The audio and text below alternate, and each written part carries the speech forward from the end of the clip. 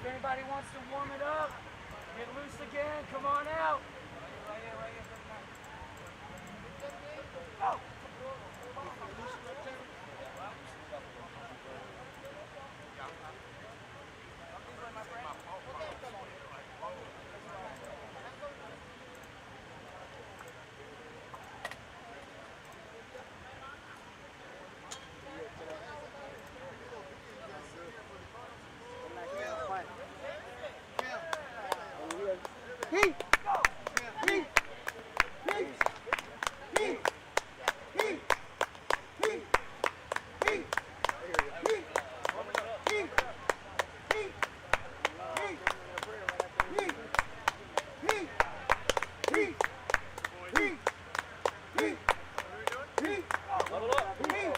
Huddle up, boys. Circle up. Circle. Little shoulders, circles. Little something, simple, not. Ready? Okay, here we go. Forward. 1, 2, 3, 4, 5, 6, 7, 8, 9. Go in reverse. 1, 2, 3, 4, 5, 6, 7, 8, 9, 10. Big circles forward. 1, 2, 3, 4, 5, 6, 7, 8, 9, 10. Alternating going back. Right. 1, left. 2, right. Left. Big circle. Windmill. 6, 7, 8, 9, 10. Good job. Stretch it across that chest. Right arm across the chest. Pull that elbow in. 3, 4, 5, 6, 7, 8, 9, 10. Left elbow and arm across the chest. Pull that. Left elbow in. 2, 3, 4, 5, 6, 7, 8, 9, 10. Left elbow up and back. Pull it back. 2, 3, 4, 5, 6, 7, 8, 9, 10. Keep working that shoulder. Right side. Pull that elbow up and back. 1, 2, 3, 4, 5, 6, 7, 8, 9, 10. Right wake up on those glutes. Lunge for a count of 5 down at the bottom. Right leg forward. Here we go. All the way down. Okay. And bounce. 1, 2, 3, 4, 5. Good job. Left leg forward. Right leg back.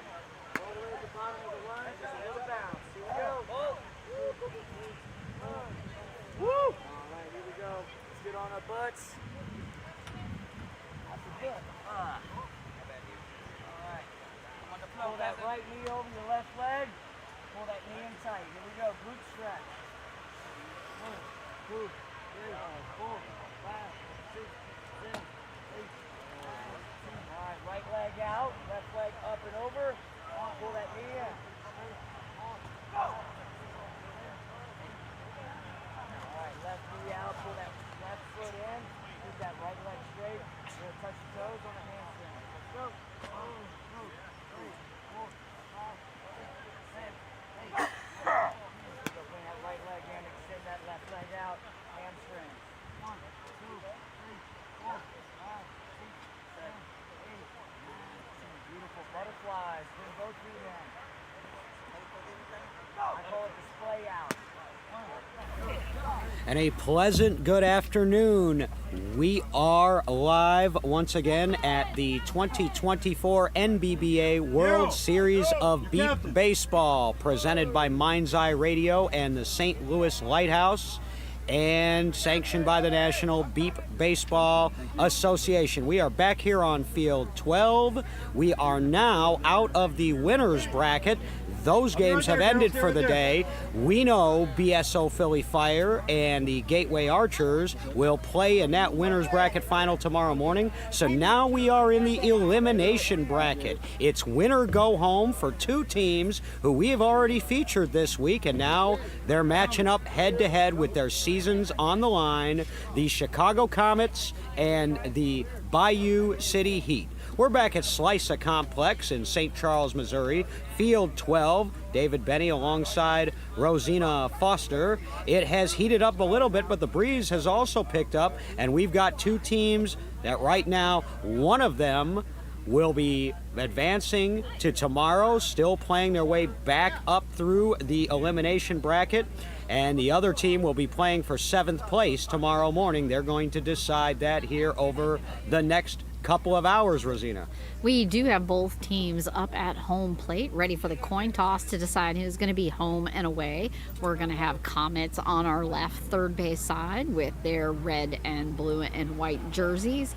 The Heat is on our third base to our right in their black and orange jerseys. Jordan Simpson is going to be our plate ump here, and she is discussing rules and going over things with the players now right before the coin toss. We had no clouds this morning. We are now getting a healthy sky of clouds and a little bit of breeze, like you said, which has been a blessing because 2 hours ago it was stagnant, stale, and horrible. The Chicago Comets got to this game with a win over the Tyler Tigers. I saw some of that game. I was actually doubling as a base operator for that game over on Field 5. They beat the Tyler Tigers 9-3, eliminating the Tigers from the championship chase. They played very well on defense and made just enough good hits to be able to take that game. The Bayou City Heat had a tight one, but they got here with a win over the Oklahoma Lookouts. That was a very close game, inching there for the Heat, just coming out of that one run ahead. And the coin is being tossed. Comets called heads.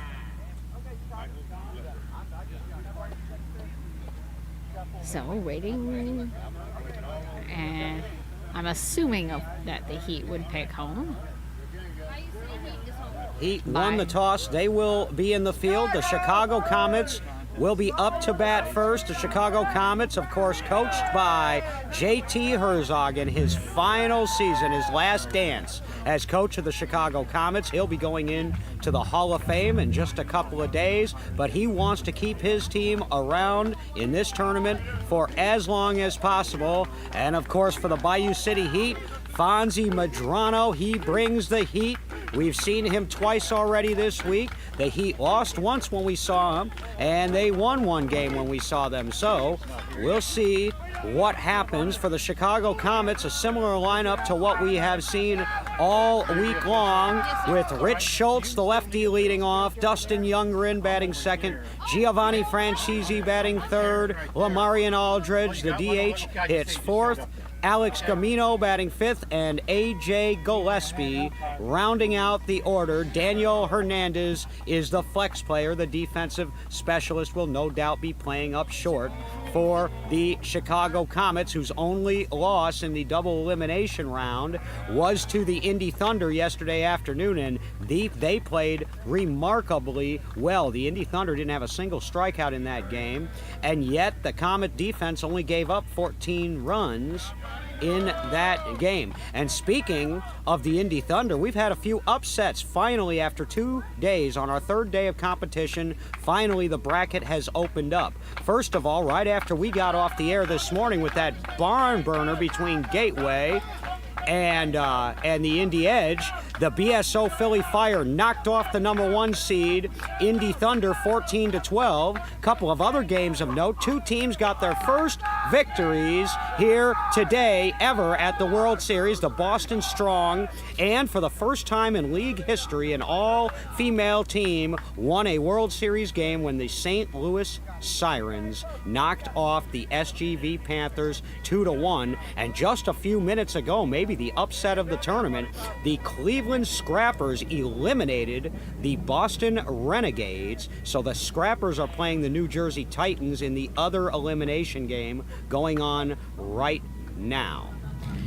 All these athletes, as we have out here, are blind or visually impaired and will be wearing their blindfolds to even the playing field. But when they get home from playing these sports, have you ever struggled to get a job? Or forget that job, what about just getting an interview? If you haven't heard of the Getting Hired Playbook, that's how blind people like you today are getting job interviews left and right, and even better, getting those offers from companies you want to work for. The next GHP training starts in August, so go to accessibilityofficer.com and click on Vocational Rehabilitation. Accessibility is with 2 A's, accessibilityofficer.com. We do have the Heat taking the field as the Comets prepare for their at-bat, leading off with lefty Rich Schultz. The pitching matchup for this game, it is a good one and an old school one. Two pitchers who've been around for 3 decades in this sport. Chad Perry, he's also going into the Hall of Fame with his coach Herzog this year on one side for the Comets, and of course Fonzie Madrano for the Bayou City Heat. Both teams still relatively healthy. Tanner Gear's a little bit banged up, but he did play earlier, and he is back in his traditional leadoff spot and playing short right. So both teams relatively healthy coming into this game. Again, the winner of this game can finish no worse than 6th. The loser of this game will play for 7th. Chad having a couple practice tosses there as Rich jokingly reaches out his hand across home plate to grab the pitch as it comes by. Lee Rodriguez, the captain and coach for the Heat, getting a sound off out in the field to see if they are all ready as we prepare to start this game of the day. We have a nice crowd out here for this game because as we get later and later in the tournament, there is less and less action going around the park. So only a few games going on in this time slot. So we're going to have a nice crowd out here on Field 12, just in front of the pavilion in the headquarters tent here at Slica. It does look like there's a little bit of a change up on the defensive position for the Heat. Grant Simpson, who is playing deep left, is now over in center, and Noah Finney, who was in center, is now in mid right. Jordan Simpson says play ball, and play ball we shall in this winner or go home Thursday afternoon game. And Rich slams it out there into a deep right as he runs for first. They're standing around it. There might be a dead ball call. I'm not sure. Nobody's even going after it. Oh, that would be unfortunate. Oh, no, they've picked the ripped. ball up, and they are sending it back in, so that's going to be a run. Good start. One pitch and one nice pull shot for Rich Schultz, and a 1-0 lead for Chicago. Dustin kneeling down at home plate as he waits for his at-bat. Dustin Youngren has been hot, hot, hot here over the last couple of days. Actually gets to claim that White Lightning title. Yes, he has been. Both on the base paths at the plate and made a put-out or two out in left field as well. Having a time out here as we wait for another airplane to go over. And we'll remind you, just following the game, stay tuned as we will announce the Hannigan Team Realty Player of the Game. Chad back up at the pitcher's mound. Jordan getting the okay from the field. Base check first and third. Chad wiping off a lot of sweat off of his arms.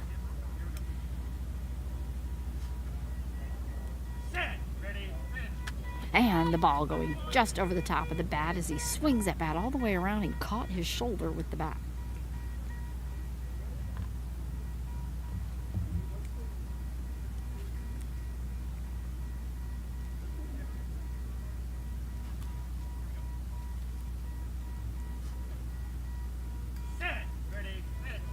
And it's going to be a line drive out into center. Grant Simpson laying down, bounces over his legs as Dustin runs to third, and he is safe. That's going to be 2 in a row for the Comets. Once it got past Grant Simpson, you just knew all Dustin Youngren needed to do was hit that base. He's got a lot of speed, and 2 runs in 2 batters now for the Chicago Comets. Giovanni coming up to the plate, anticipating his addition on the board. We have a Tanner tying his shoe out in the field and coming back into position. This is a highly motivated Chicago Comets team, of course, in JT's last season. They won it all back in 2003, which was JT's second season as head coach out in Denver, Colorado. Haven't finished better than third since. High pop-up, and it looks like it's going to be short right, and he's running to third. Tanner coming up with that, and that is going to be out. Had that up, took him a second to pull it away from his body. JT is challenging, saying there was a double call on Bayou City, Gonna go over to our first base judge, is where she is heading. And if in fact it was a double call, that will be a run. We'll see. There was a challenge this morning in our Archer's Edge game, and it was not called a double call. And she's gonna say he's out.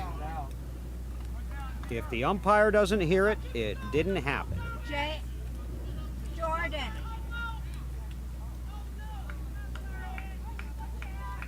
Somebody needs to tell me. Jordan. Jordan.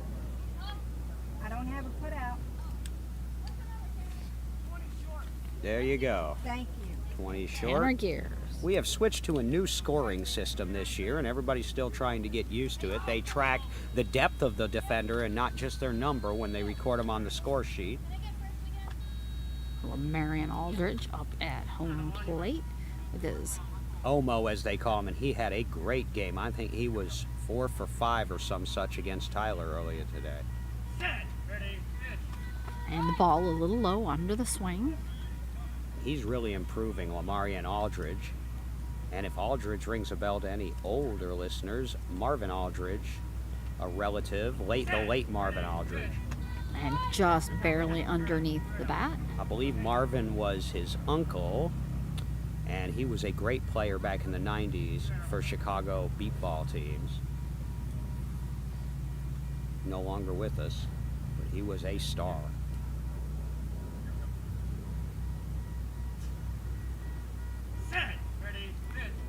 And just ticking and dropping straight down and rolling to the scorekeeper's table.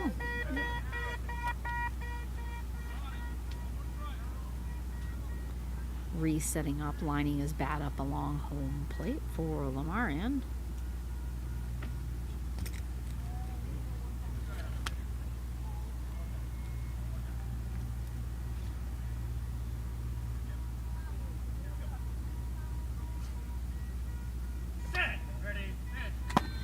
Pop up high and mid into center as he runs for third. Grant Simpson over there struggling, and he's got it. That is going to be an out. Got him by a couple of steps. Grant Simpson, good-looking rookie, defensive player, and he can hit two, and he makes the play there. That is 2 outs after 2 in for the Comets, just getting going in the top of the first. 1 minute. So changed up his position there, and not only could he play deep, it looks like he can play center mid as well.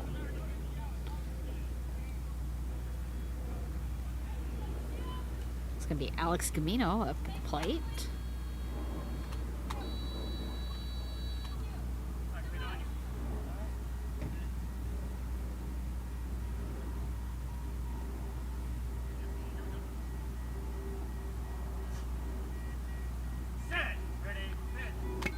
Ball coming popping right up off of the bat through the tent. Just to my left. And I did not move a muscle, folks. You didn't try for it like last time. Nope. Alex giving a nod to Chad. He's ready.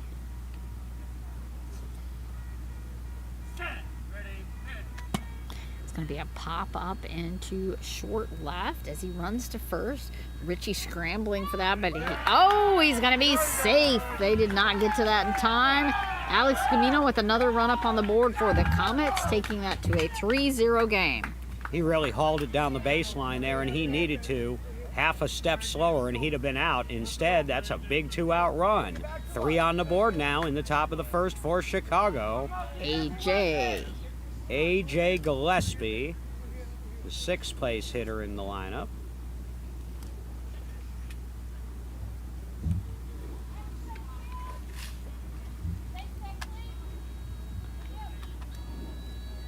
They test the bases to make sure that they're functioning. Now ready. Chad directing the catcher to adjust her mitt. Just underneath the bat. Good contact for the Comets so far. 5 for 5. They've made the Heat make plays. One by Tanner Gears and one by Grant Simpson.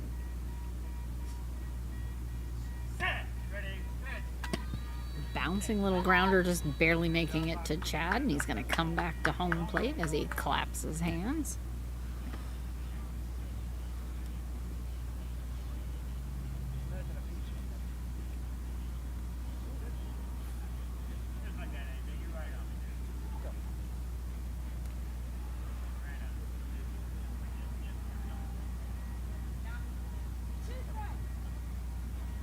Strikes on the batter.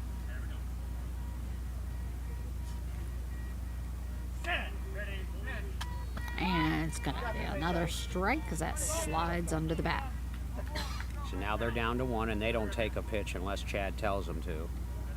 So he's going to be swinging.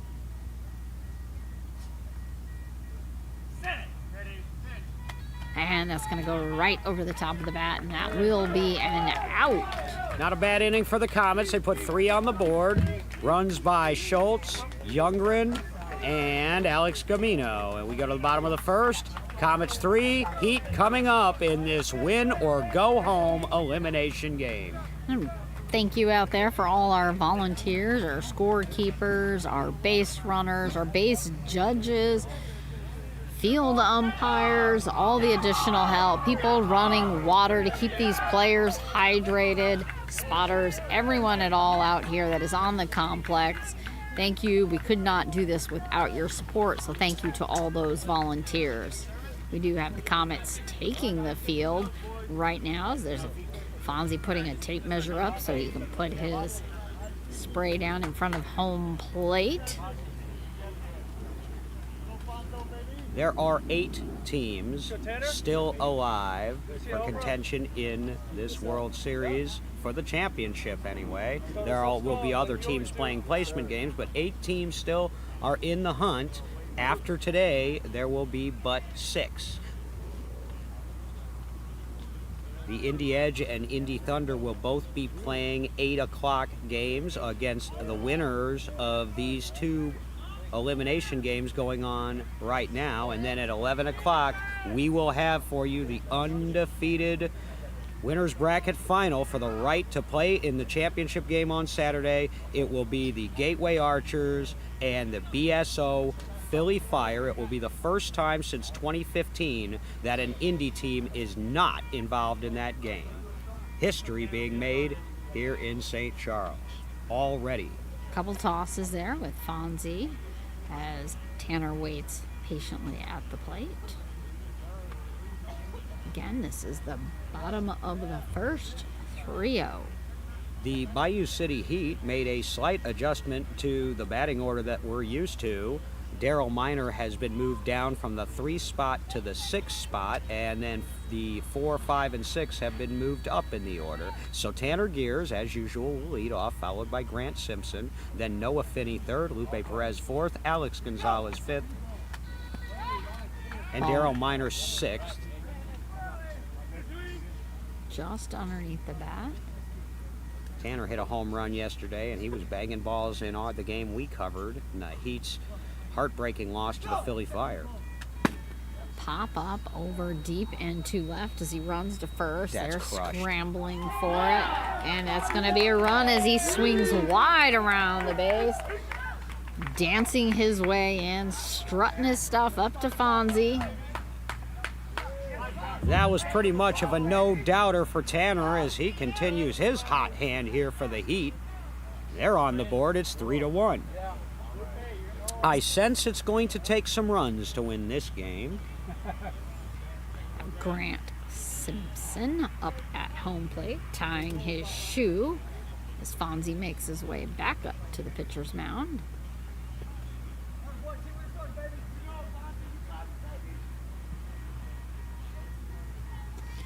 Grant bouncing on his toes as we get a base check.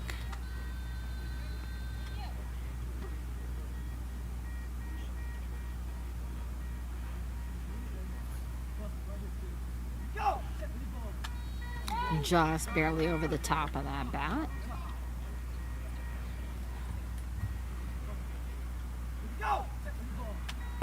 It's going to be a little line drive over to mid-right as he runs for first. Daniel coming up on that. And that is going to be safe. So, just like the Comets started out with 2 straight runs to open the game, now the Heat have gotten 2 straight to open their half of the first inning. It's 3-2 now. With Noah Fenney up for the Heat. These teams know what's at stake in this game. You know, they've been working and practicing, training, competing in local tournaments all since February or March just to get to this World Series. And now they're in a position where the winner will advance, the loser is out. New ball coming in. We have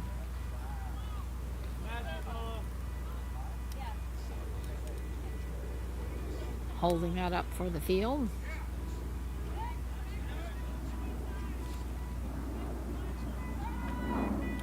Christina Smers, one of the Comet spotters, asked for a timeout to allow one of the players to make a blindfold adjustment. They are allowed to do that, but they have to, if you're going to adjust your blindfold in the field, you have to turn your back to home plate. Call time, turn your back to the plate, make the adjustment, and then turn back around, and then you're good to go. Looks like Dustin is wiping a bit of sweat out of his mask, and he's now turned back around.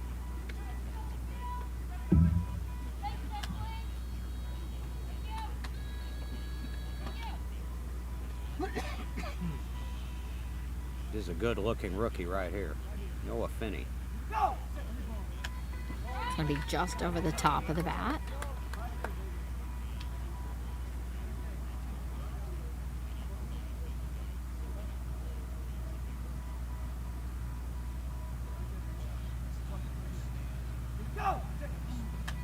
And another drop by Fonzie there. Third one I've seen him do this week. Sometimes your hands just you get a lot of perspiration and it just slips. And a slamming line drive out into left, just past Dungren's arm. As he runs to first, they're headed out there to scramble Lemarian for it, but he's tackled that base. Another run up, tie game, 3-3, Comets Heat. The Heat have come out banging. None of those runs were cheap either. Just like that, nobody out, and we're in a tie game. They're singing Noah all the way back into his bench as Lupe Perez will come up to the plate. That was out there. Dustin had laid down. It went right underneath his arms before his body hit the ground. And then sailing past him, Lemarian running back for it, but it was out of sight and he was at the base. We believe the winner of this game will play the Indy Thunder. I'm going to attempt to confirm that. Here that the brackets would go that way, but I'm going to see if we can get Jerry Wendell to weigh in on that. It'll be an Indy team, we know that. Waiting for one of these teams. A nice another line drive over to left, just past Rich Schultz this time. Dustin laying down, it's going past him, he runs to third and he slams it, taking the lead 4-3 for the Heat. Lupe pointing at Fonzie as he walks it back in. Another one to that back line. Dustin's going to get tested in this game. He's going to have to make some of the plays that we saw Grant Simpson make yesterday to keep the Heat in that game against the Fire. Because they're testing that back line right away here. 4 in a row on the board, nobody out. It's going to bring Alex up for the Heat. Waiting for Fonzie to make his way back to home plate. That ball had to come up from quite a ways. We have not seen a game played in the 20s yet this week. Everything's been in the single digits and teens. Yeah, it's made a difference. It has cut the scores in half from last year, at least. It's also cut the game times down by about an hour as opposed to last year.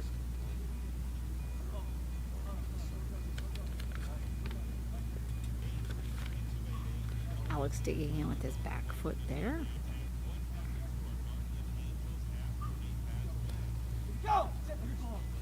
And the ball a little low.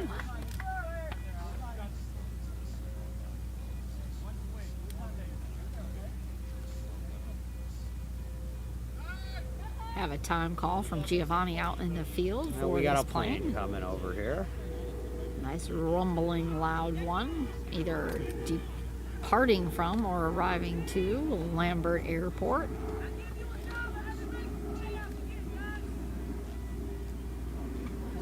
believe that was Kalari calling out money for the Comets for the putouts they get. Would that be considered bribery? Of course, Well, I Kalari, think they're going to want those putouts anyway. She didn't offer them to let a play go. Of course, Kalari, the longtime Comet, she was with the Sirens this year, and she was just tickled to death that they got their first win this morning. She scored one of the runs that proved to be the difference in a 2-1 game. Playing basically past us now.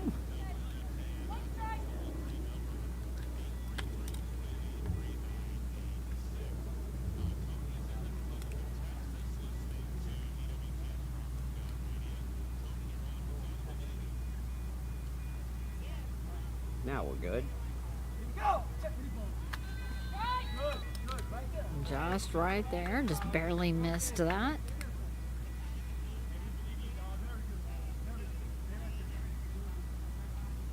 Re-gripping that bottom hand on the bat and winding up.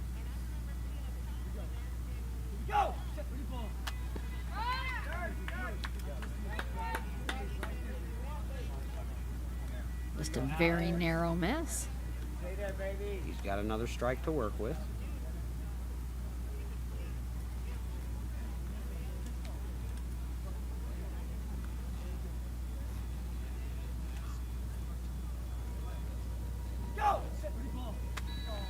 And that is going to be strike 4 just under the bat. It's going to be the first out there for the Heat, bringing up Daryl Miner. Daryl dropped to the 6th spot in the order. That actually, I kind of like that. That gives the Heat a little bit more balance. Daryl Miner's a power hitter now at the bottom of that lineup. 4 in, 1 out. Comets still waiting for their first put out of the game. Daryl with some black and gold shoes as he swings that bat pendulum style across the plate.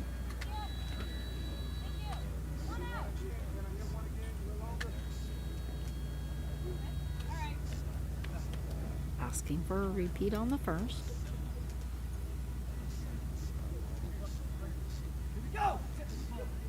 And it's going to be a grounder short left to Rich Schultz. He's going to be running to third. See if he can get there. Pass went by. And he's got him. Rich Schultz leaned back and re-grabbed that for an out. Well, he made it interesting, but he did finish the play. And so that's 2 outs now, and back to the top and Tanner Gears. 4-3 Heat, bottom of the first.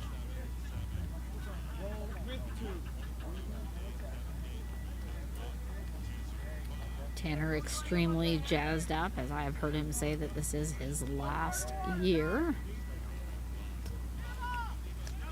Whether it is or not, he's having an excellent World Series. If it is, he's going out on a high note. If it's not, he still has a lot of game left in him. Hit the first home run. Can you believe that that's the first home run of Tanner Gears' career that he hit on Wednesday? Actually, that was yesterday, yes. Oh, like just yesterday. Yesterday was Wednesday. It's been a long week, folks. Seems like forever ago we called We're our calling first for game. a new ball. Yeah, it doesn't seem like it. Seemed like quite a while ago. But when I went back and researched that, I was a little bit surprised because Tanner Gears has been almost every year near the top of the offensive standings, and he's a power hitter, but that was his first home run. He said that's the first one he's been given credit for. But yes. No home runs yet today that I am aware of. So only 2 so far this World Series. We had more than that on the first day of the World Series last year. Thumbs up on the infield. On the outfield, they like that ball. We have not had a home run at our Game of the Day field yet, At but all, we did this have a whole- spectacular double play yesterday. The Heat were the victims of that. Tyler Rodriguez. Yet I heard he was on fire against the Thunder today, too. Tyler is helping carry that team right now. It's going to be a strike there. Let's go, Fonz.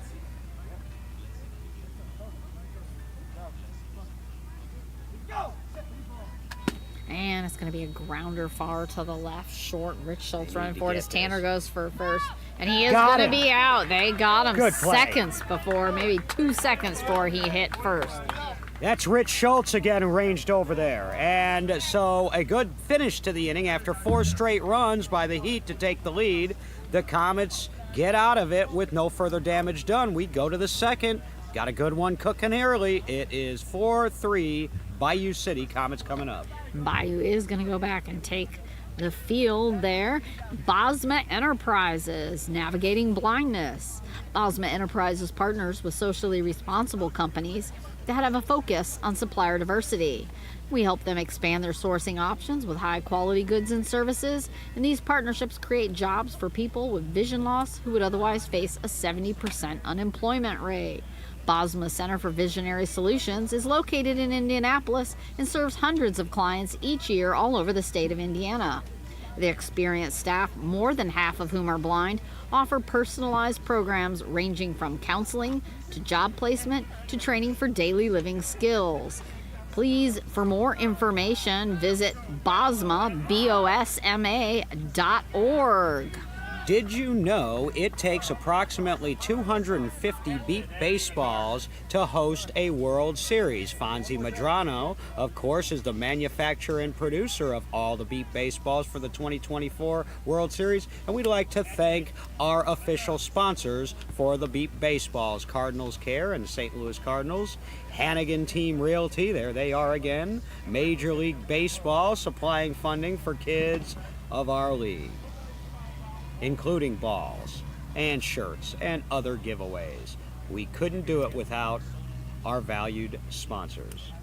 Top of the second, Rosina. Rich Schultz is going to be making his way to home plate. Left-handed batter for the Comets. Scored leading off the game on a line drive to right.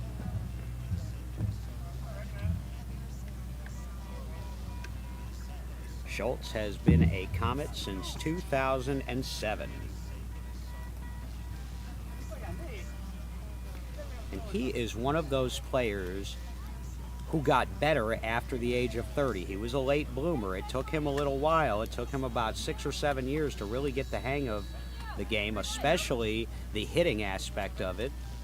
And ever since, he's been all-star caliber for the Comets.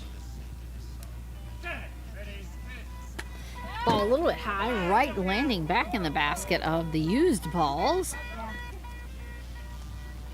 And as well as the Comets have been playing, they are missing a key starter, Bill Landrum, a last-minute scratch from the World Series. You just wonder how much better they would have been if they'd have had that lefty stick in the lineup.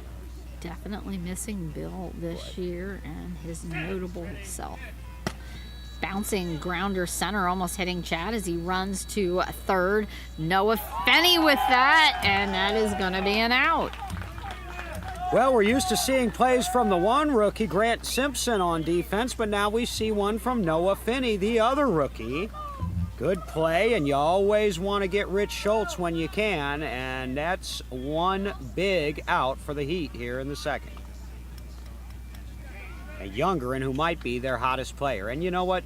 No, they don't have Landrum. Yes, they could have used Landrum, but some of these others have really picked up the slack in his absence. Lamarian Aldridge has stepped up, Alex Gamino stepped up, and of course Dustin Youngren, who's been doing it the last couple of years. But he got off to a little bit of a slow start this year, was hitting under 400, which in this sport is not great, until really started to figure it out in Champaign, Illinois, when they played a 3-teamer up there in mid-July a couple weeks ago. And he's carried it into the World Series. He's up at home plate now. Chad stepping up. Exhale. Yep. And just a hair early on that as the ball slides under the bat.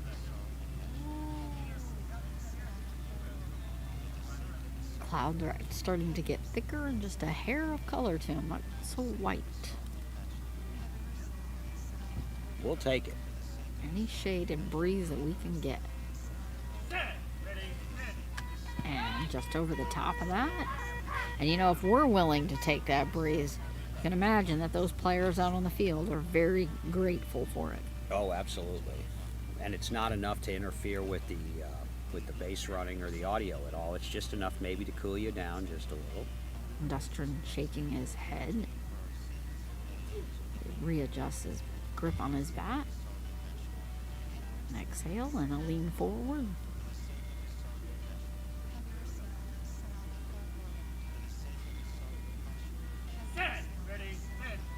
And just over the top.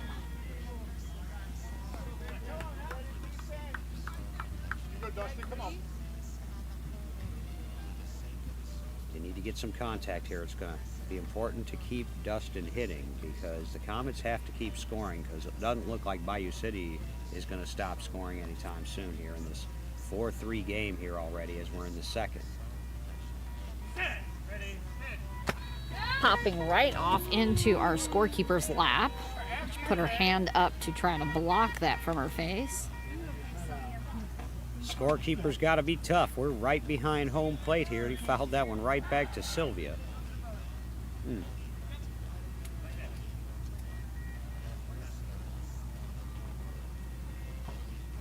Dustin shaking that off again. That sounded in on his hands a little bit. Fouled it straight back. That usually means the timing's perfect though when you foul it right back like that. And right past him for the strike, and that will be out for Dustin Youngren, bringing That's Giovanni. tough. 2 outs already for the Comets. No runs in here in the top of the second. And now it's on big Giovanni Francesi.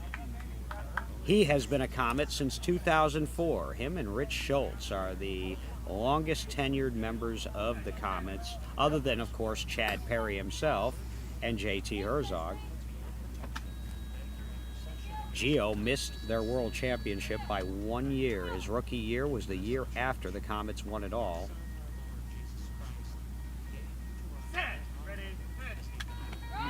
Gio ended up being the league batting champion 2 years later in 2006, and he's still going strong.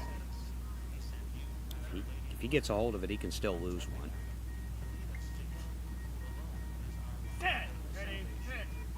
It's going to be a bouncing grounder over to short left. Richie just trying to grab a hold of it. And he's got it. It's twice now Gio's out just before hitting first. That's going to bring the Heat in. 1, 2, 3 go the Comets in the second, so the Heat hold that 1-run lead, looking to add to it as we go to the bottom half. They will have Grant Simpson, Noah Finney, and Lupe Perez due up. Heat coming in for that, and just like to go over, the ball does have to hit 40 feet before that is fair. Don't want outfielders running up. All of the fielders are required to wear a blindfold, and so that's why you have that 40-foot line, lest they charge right up into the pitcher, who is standing at 20 feet, pitching for the offensive team, kind of like coach pitch.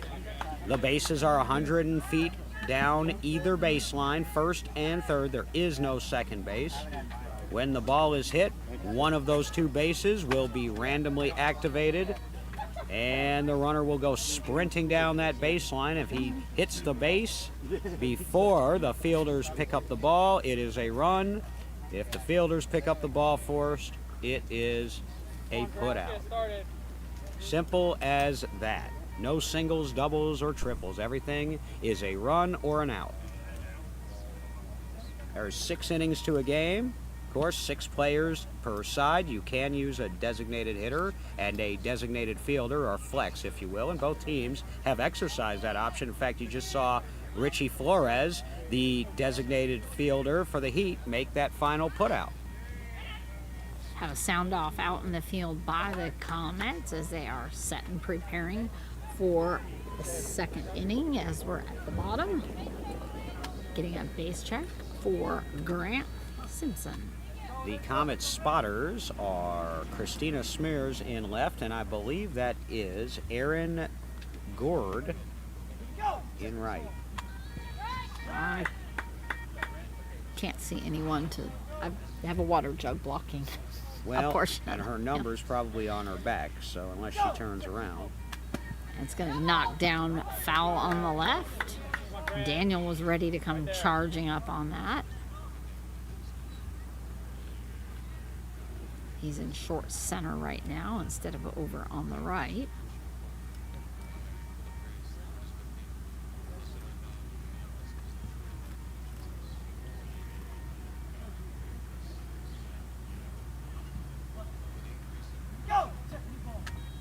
And bouncing grounder over onto the left. Rich Schultz bounced off his body. He's running to first, but he's got him. It's out. Close play. Richie's second effort on that one, and Schultz makes the play by about a step. One out. So no run for the Heat. Noah Finney, who's already scored and recorded a putout in this game, so he's checked in on both sides of the ball as we play here in the bottom of the second. One out. Bayou City Heat leading 4-3. Winner advances to tomorrow. Loser will play for 7th place. So somewhere between his last at-bat and this one out on defense, Noah Finney did have a small tear in his pants, but it looks like down along his calf that he's caught that and torn that when he was doing his defensive play, I would imagine, out there. These players are diving on the fields all week long, and yes, the uniforms and equipment can take a beating.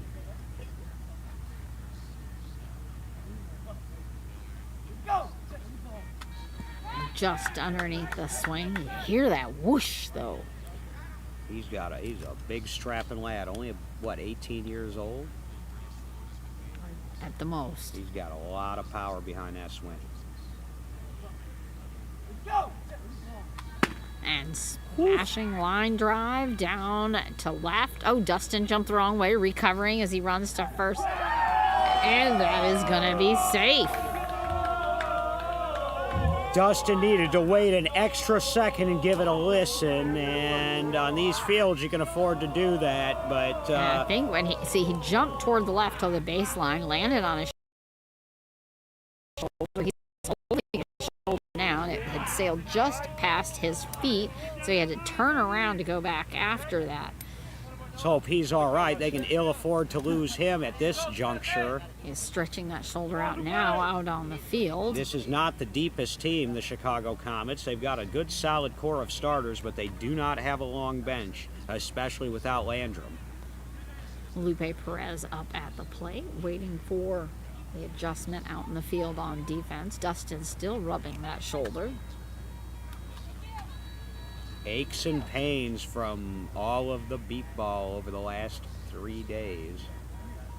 These And teams more to played come. 3 on Tuesday, 2 yesterday, and this is their second today. Nice tapping foul on the left. It takes its toll on the body. That's 7 games in about a 54-hour period. It's a lot of ball.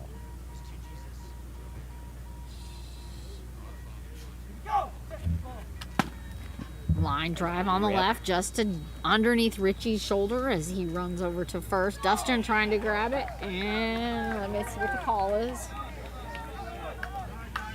I'm pretty sure that's going to be a run. It's a run. Yep, that's going to take them up 6-3. We said Dustin was going to get worked over there. He's getting worked. Richie Schultz is getting worked. There's been nary anything to the right side of this field for the Bayou City Heat here early. They are going strictly middle and left, it would appear. He's going to bring Alex back up to the plate. See if he can get a run in. After that strikeout, his last up. Bat resting on his shoulder.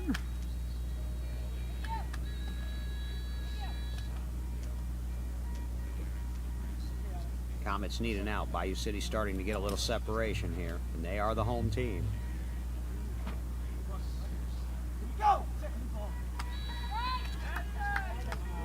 Fonzie almost thought, I think he was going to get hit. He hopped out of the way.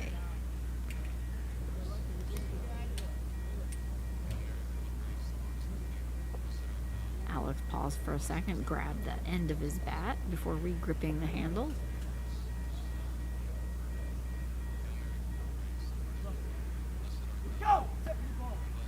And a high pop fly deep into center as he runs for third, past all of them. He misses the base. He's going to have to come back. That might be a home run.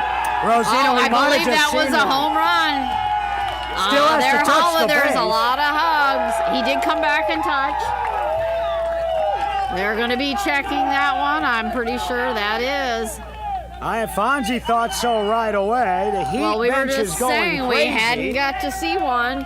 Maybe teammate Tanner will not be alone with the Heat in a home run. That is not the player, frankly, that I would have expected to do it for Bayou City, but that was a crank. And it is official home run. Home run for Alex Gonzalez. Third home run of the series, the first one we've got to call. Put 2 on the board for the Heat. 8-3 Heat, bottom of the second. Second home run of the series pitched by Fonzie Medrano. He brings the Heat. 8-3 Bayou City, and that is huge. Daryl Miner up at the plate. That was a cracking hit, echoing across the field.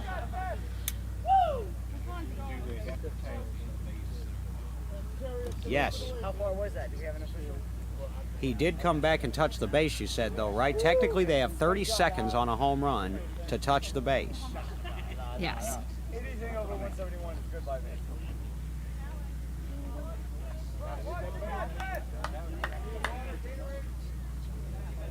Wow, that was a blast. Blast from the crack of home plate, and Alex Gonzalez. You have a pin? What's a pin? And they're going to have to get a new ball on that one. Oh, I have a pin. Alex Gonzalez, with that mammoth blast, messed that ball up. You know, he's got to be sitting pretty happy over there on the bench right about now, DB. He would probably be the last of those 6 players that you would expect to hit one. He's fairly new. He's not exactly known for that kind of pop, but he demonstrated it there. When he can hit, he Wow. can hit, is what I have been told on the Heat. Well, we just saw it right there. Home runs are hard to come by.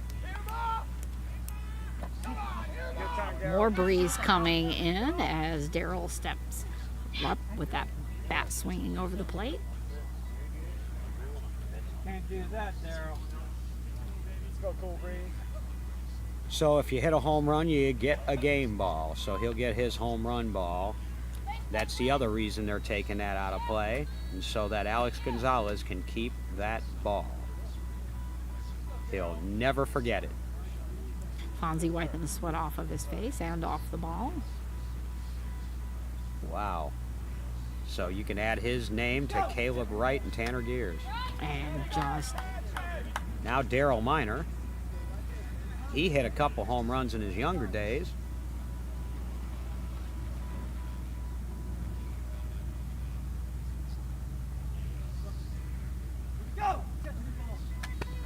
just catching the edge of that and dropping straight down.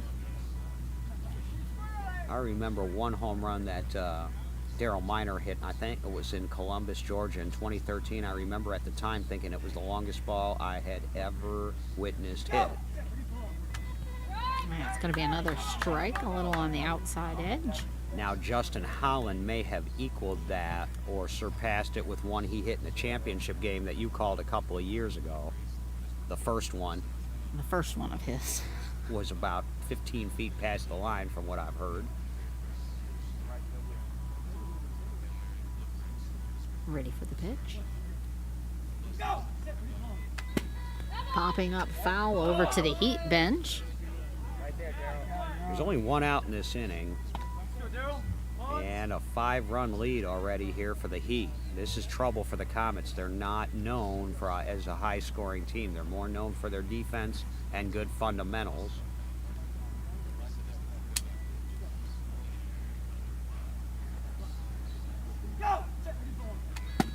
Pop up again over into mid-center as he runs to third. Oh, rolled over Dustin's body, and that's going to be another run for the Heat. It's like they don't stop. Fonzie Medrano and the Heat offense is percolating right now. 9 on the board already. Still only 1 out in the second inning. And now you're back to the top of the lineup. This is trouble for the Chicago Comets. So, are you taking any hints that we might actually see 20 in this game? We're at 9 already. We'll see. We'll see. I still have my doubts, but I mean, if they keep hitting 2-for-1s there, might get there quicker than we think. You know, you've been privileged on your Game of the Day calls to call several home runs. Quite a in this few. your 4th season doing this. Corey White, Justin Howland a couple of times. You were in here for this one here, of course, today. That's mighty nice to see the home runs. Tanner gears up at the plate, ready for the pitch. Tanner stepping back, he's not ready. In football, we would call that a false start. And it would cost you 5 yards. Here, no harm, no foul. It's going to be a strike because that goes under the bat. Fonzie correcting him a little bit, opening up and to him just a hair.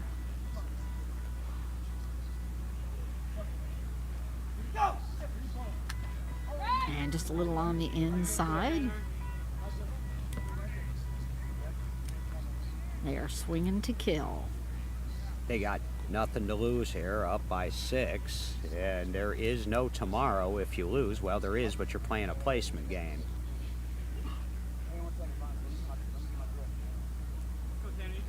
Playing back through the elimination bracket is hard, but not impossible. And pop flies dead center as he runs to third, past Alex, past Dustin, and that's going to be another run for the Heat. Now hitting double digits. Yeah, you can't field what you can't catch, and this isn't really on the Comets' defense. They're just crushing balls right now, like crazy off of Fonzie. We have an outfielder defensive timeout as JT heads out to the field. It's probably a good timeout, as it's as much to slow down this Heat offense as it is to circle the wagons for his own team here, as now they're down 7, still only 1 out in the bottom of the second. Also taking water jugs out there. They have been out there for quite a while, and they're running distances after these balls that are just being smashed out into the field. It is a long road back, but again, not unprecedented. One of these teams, in order to play in the championship game, would have to not only win this one here today, but 3 games tomorrow to get to Saturday. The most famous example of that probably was the 2017 Indy Thunder, who lost a quarterfinal game on Thursday morning to the San Antonio Jets and then turned around and won 7 straight to defend their championship, including 2 wins on Championship Saturday over Taiwan. They parlayed that into a full-length documentary film, Thunder Rolls. So it is rare, but it hasn't been known to happen. It's not impossible. JT out there huddled up with his team as they're all drinking water on the field. A few ball tosses there between Fonzie and LJ as Grant Simpson waits patiently at home plate.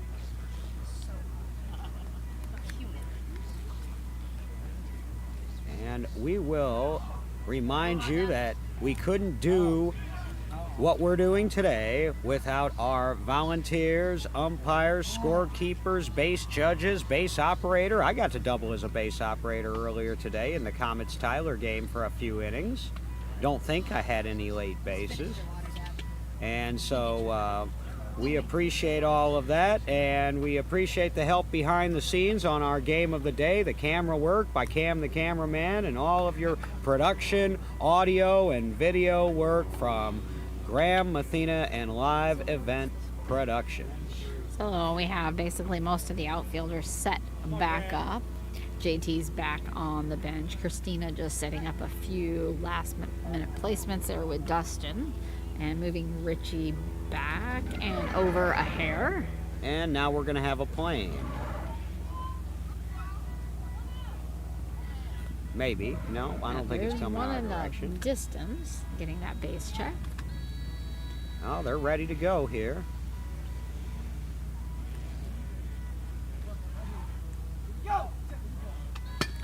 Line drive down to the center left as he runs for third. Dustin getting that one, and it is going to be out.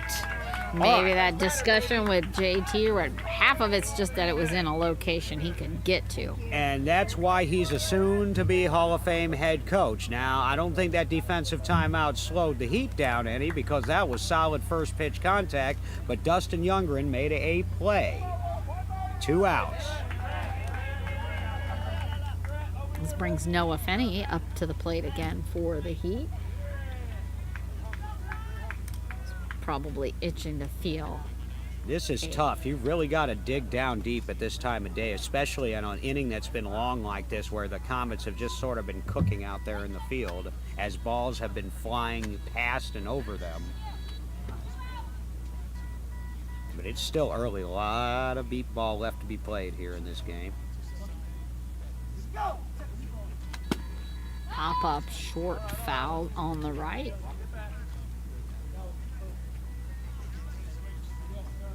The future of this team looks bright. They had to retool after they lost the likes of Joe Fleeks and Ja'Cory Wiley.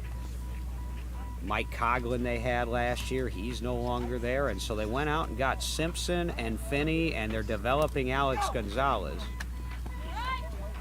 Almost tipping over as he swings all the way around. The future could be very bright for Fonzie and this Bayou City Heat ball club, and Noah Finney is a big part of it.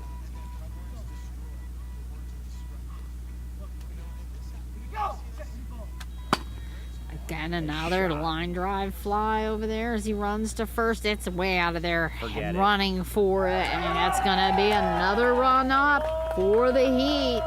Starting to sound like Heat, Heat, Heat. The only way you know, if you can maybe get in the way of that, knock it down by accident maybe, but that was a rope. 11-3.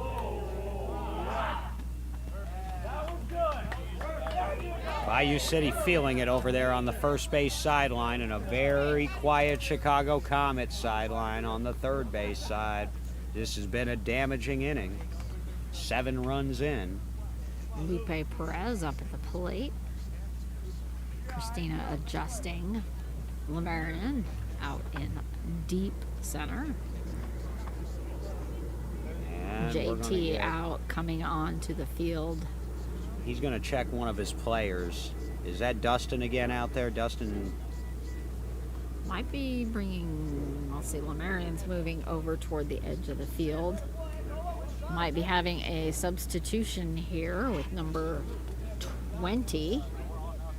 Is that Mike That's McGlashan Mike they're going to bring in? McGlashan. The old Hall of Famer, 2017 Hall of Fame inductee, Mike McGlashan. Not sure if it's going to be a final sub or if we're just checking. He is the other tenured member of the Chicago Comets. Been there since 1999, my rookie year. Lemarian getting some water, and they're fanning him with a hat. Looks like they might be walking him out. Well, they haven't reported the substitution here to the Yeah, scorer's table yet. JT so. is still checking on him. Kind of all huddled up around there. They don't want to lose Lemarian's bat. They don't, but they also want to keep their players healthy. Yes, you got to be healthy and you got to be safe. And while we have a moment, want to recognize the Executive Committee of the National Beat Baseball Association, Treasurer John Lykowski, Secretary Steve Guerra, Second Vice President and new NBBA President-elect Richie Flores, First Vice President, Tournament Director Cassie Hopkins behind me over at headquarters tent. She's been there all week from the opening of the park until the close of the last game, doing a great job for us. The President of the National Beat Baseball Association is Jerry Wendell. Lemarian's getting a spray bottle treatment all the way around his head, neck, face, back of his neck from water as Michael walks him back to his position, and Michael's coming back off the field with JT, so it looks like he will be staying out there. False alarm, false alarm. So Lemarian will stay in the game for now. So Lupe will now come back from the bench to home plate.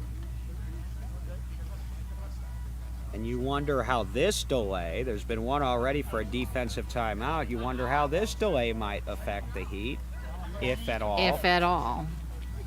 I mean, they have been in fuego since this game began. And again, almost all of it middle and left. You tell me if you can recall, maybe Finney might have hit one over, but I don't think anything's really gone to right field. Gone right. Yeah. They're all righties and they're all pulling Fonzie.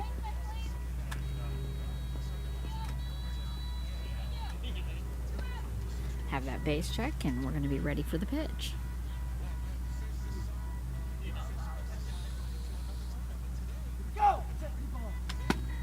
Short pop up, caught by Fonzie in his mitt. He's on the top of their bat. These, even the foul balls are going in the air. They're not ground balls here at this point. Wiping his hand off in the grass there a little bit. Lupe stepping back off of home plate. Pulling that bat up over the shoulder.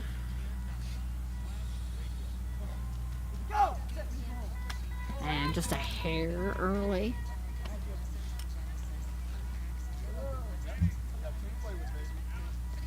Lupe not concerned at all, very casual.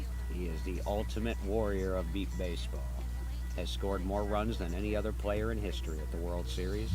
Over 300.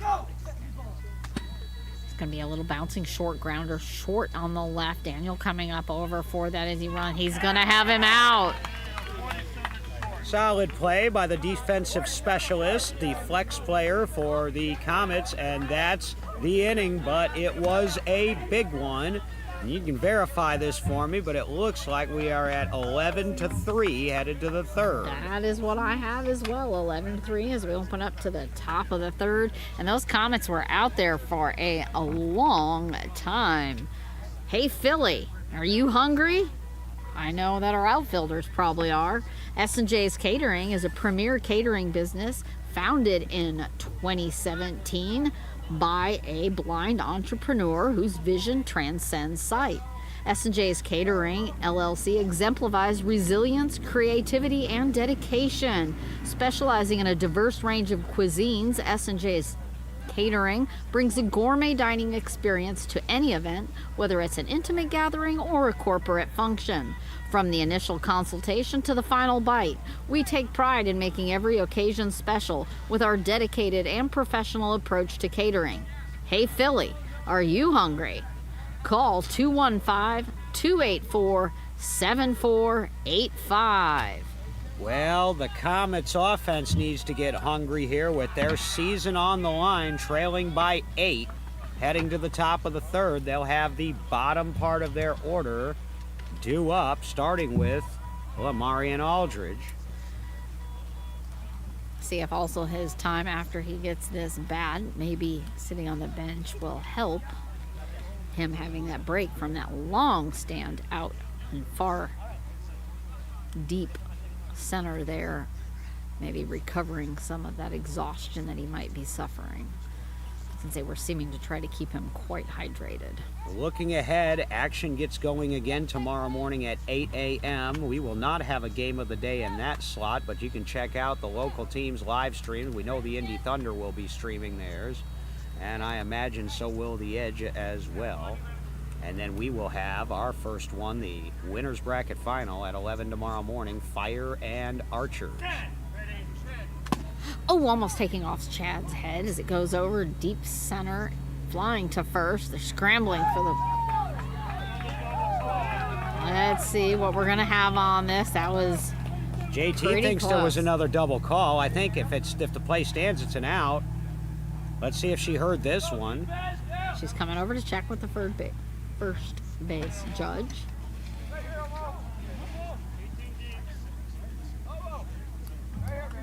It is so tough for the umpire because if you don't hear it, you can't really call it. And that's not something you would expect your base judges to be listening for necessarily. Sometimes they'll think there's a double call, but it was actually a player doing a number zone correction. This is the second time they've challenged. They're going out to check with the field ump, trying to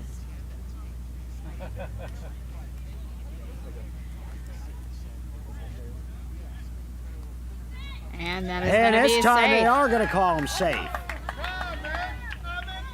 Good start to the third for the Comets. It's 11-4 now.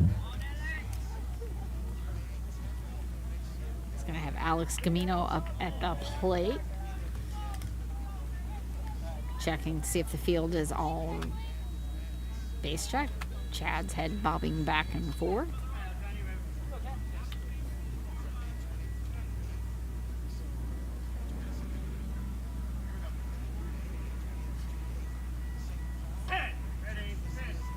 And a short little grounder into short left if it makes it fair. And that will be foul, which is almost to the base. Richie Flores right up on top of that. I'll have to wait. Alex walking it back up to home as our third base judge goes to re-upright third base, as Alex had taken that out.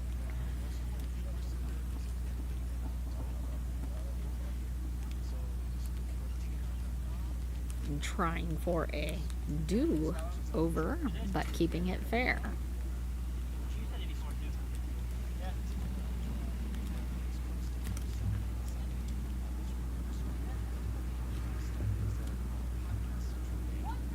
You had the right instinct on these popsicles. I'll have to wait for mine as well. They didn't bring me a pocket knife with which to open it. I'm not going to mess with it. Here we go, back to action. Alex Camino nodding that he's ready for Chad. And catching just the very bottom edge of that bat and then dropping down.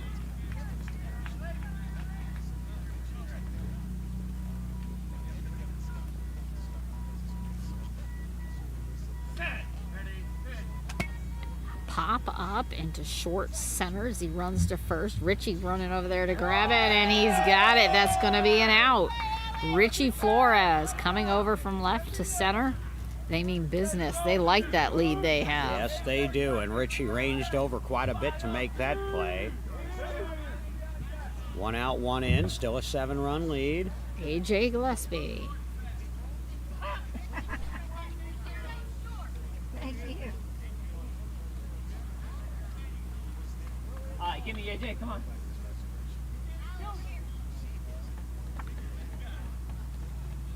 Yeah, Comets need to make a little bit more of a dent in this lead, with the Heat being the home team. Now, Rich Schultz Starts will get with an one. at-bat here regardless of what happens. You'd like to see some production from the bottom of the lineup. But this is the replacement for what would have been Bill Landrum if he had been here and been in the lineup. This is a fairly new player here. Let's see if he can come up big. It would be a real pick-me-up for the Comets if he could score.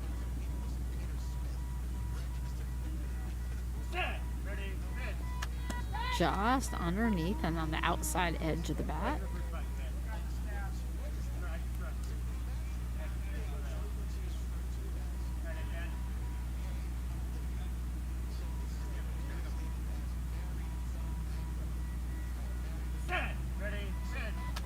And just barely underneath.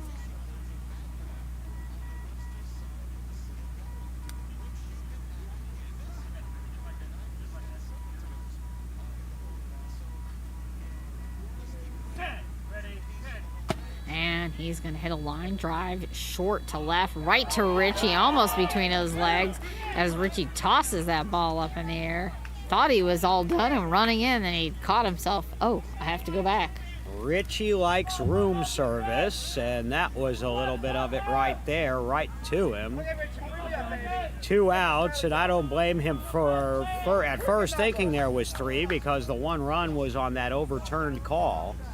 But there are 2 outs now, and back up to Rich Schultz, the lefty, and the Comets need a run from him right now in the worst way. Motorcycle going back by behind us, and we should be good now.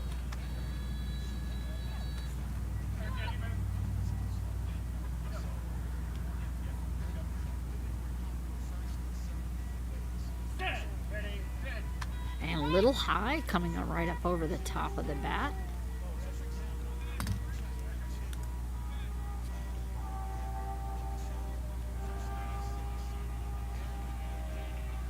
Another speedster going by on the highway. Motorbike.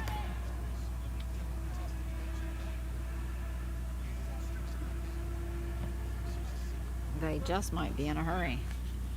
Yeah, that thing was really moving. Rich resetting his bat along the front of home plate. Left-handed batter. Just catching the edge of it, and it's going to go foul on the right.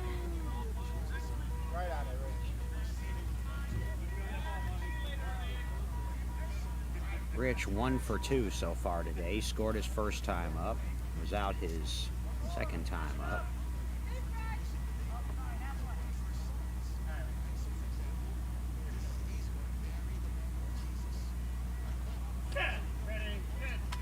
And catching on the edge as it goes into short left as he runs for first. Richie getting room service again. This time he can run in as he has that out. That's a miss hit, and that is a hat trick, if you will, for Richie Flores. All 3 putouts for the Heat defense, and the Heat have really taken charge in this game, leading 11-4 as they come to bat in the bottom of the third. They are 5 runs away right now from that dreaded 12-run rule. They are close. I do see Lemarion getting ready to go out, so that rest might have done him a little good as he looks a little fresher than when he came off the field. JT doing a little mini huddle over there, if you will, before they head on out to the field. Heat completely riled up and ready to go and widen this gap.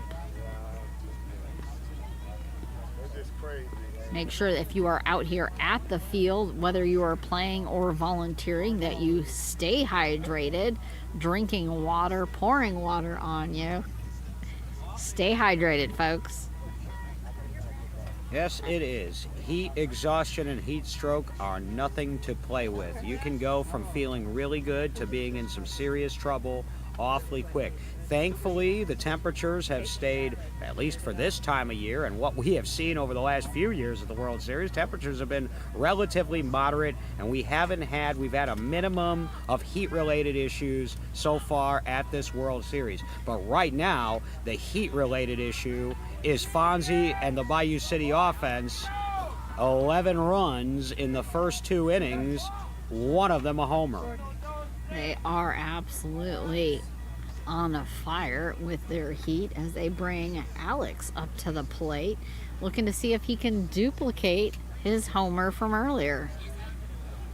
Well, what you worry about with young players, again, I mentioned it before, when they hit a home run, sometimes you go up there with that in your head and you're trying to do it again, and then you start overswinging and you're inconsistent, and the next thing you know, you're sitting down on a strikeout. So if, the best thing Alex Gonzalez can do right now is forget about that home run until after the game and just focus on doing whatever it was he did last time to swing the bat and get the connection he got, because that was a perfect hit. Getting that base check as the field is ready. I think they're going to have Chicago might have a sub soon.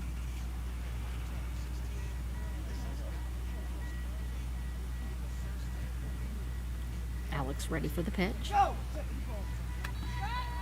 Just barely on the inside of that bat. And he was early. He jumped him, and that's what we talk about. Sometimes you just raring to try to hit another one. We have a timeout called.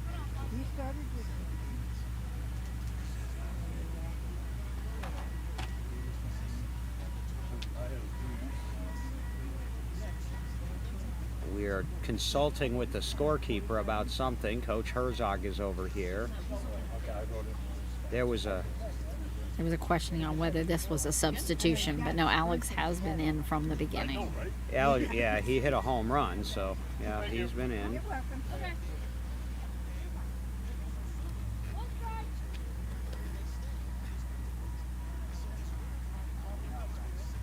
The cloud cover is getting heavier. It's almost shady now.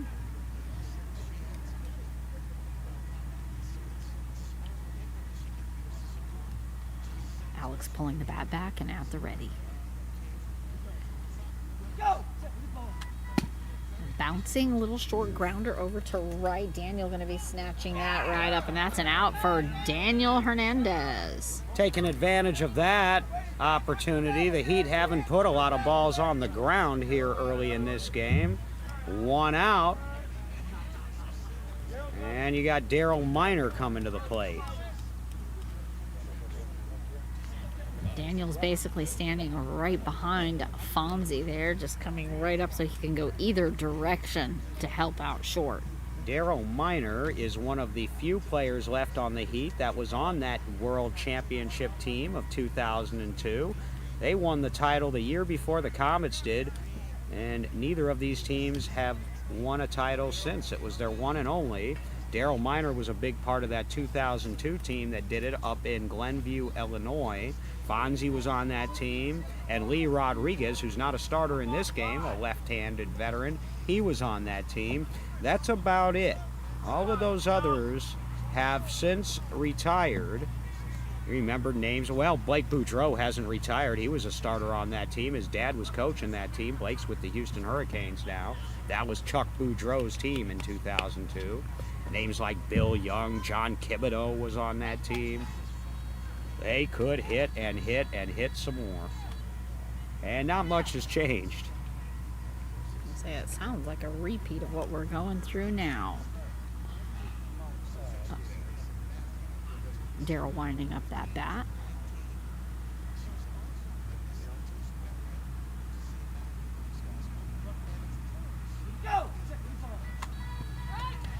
Just on the lower edge of that bat. Well, the Heat and the forerunners to the Heat, the Houston Bombers, they always could hit. When they struggled sometimes, it was because they didn't play much defense, although Richie Flores has certainly helped out with that since he's come over. He's had an excellent season and Grant Simpson and his development really shored up the Heat, especially on the left side of their defense.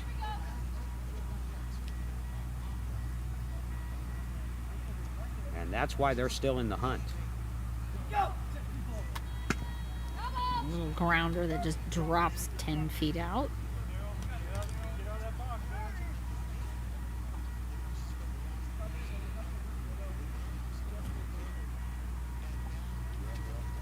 We will have 2 games tomorrow. We've already told you about the 11 o'clock, and then the elimination bracket final to find out who that second team in the championship game.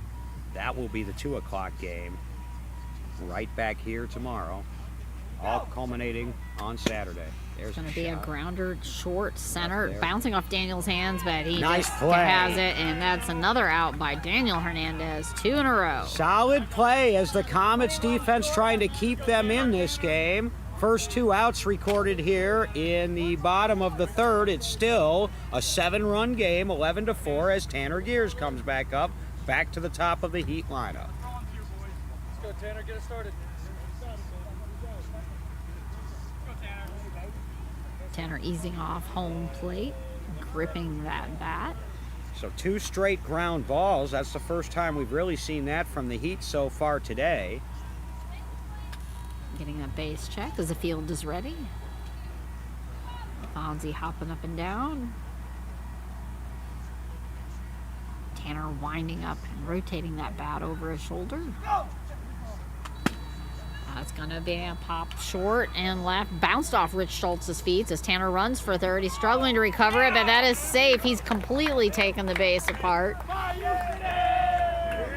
Boy, he destroyed that base, but I'll tell you what, Rich Schultz, again, he was where he needed to be, and the ball just took a bad deflection.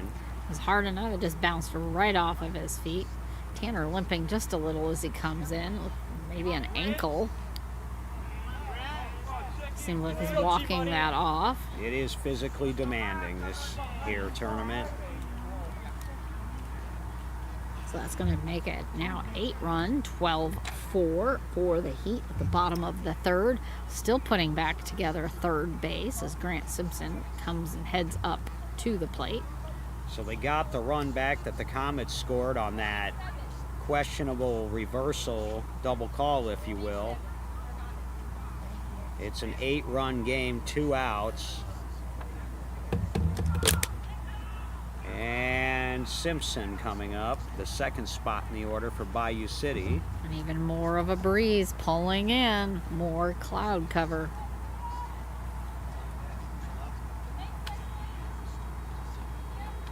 We haven't had any of the torrential downpours that we've had recently in World Series either. No, but this is about as dark as we've seen it, isn't it, so far here in the last couple of days? Almost on that one. It actually feels very pleasant out here now as the wind's picked up. Bouncing grounder, don't know if that's going to make it fair. No. Nope, that's going to be short too much by about 8 feet. He didn't want it anyway. Boy, this is a gorgeous facility here. Slica Complex, St. Louis Youth Soccer Association, beautiful park. And the sponsors for securing the park, Bill Jones and Sue Slocum and Mr. Mark, Richard Mark, not to be confused with Richard Marx. He's a great rock singer. Ameren, Illinois, the power company. Those are your field sponsors. Asking for a hold-up of the ball out in the field. Traffic has picked up on the highway out behind the field, so it's getting a little bit louder back there. Yeah, that's the loudest I've heard that. I wonder if it's because the wind is blowing from that direction for the first time, but I did not notice that traffic noise until you just mentioned it. You never know with acoustics, you know, when the wind changes direction, sometimes it can blow sound. But that is as loud as I have heard it. A little bit of extra wind and then almost a touch of moisture in the air, making that sound really carry. Getting a new ball tossed out. Fonzie holding that one up to see if the outfield likes that one. He says that's good, and giving it a couple tosses to LJ. Well, you've mentioned S&J Catering, but we've had some other great food sponsors here at this World Series. Cane's has brought us delicious lunch yesterday, as well as lemonade. Emo's Pizza served us at the opening ceremonies and Wool Game on Monday. Jersey Mike's with sandwiches for us on Tuesday. And Tucano's Brazilian Grill, a dinner for two for the first home run. And it's going to be a grounder right in the center. Went past Daniels. He runs to first. They're not coming up on it. I think they said safe, but I think they might be calling dead ball. Nobody went for it after it went past Daniel. So we're going to have to hold off. I'm not going to record that. We'll see, but that is, wow, is that loud now back there? We have not had this all week long. That is extremely noisy.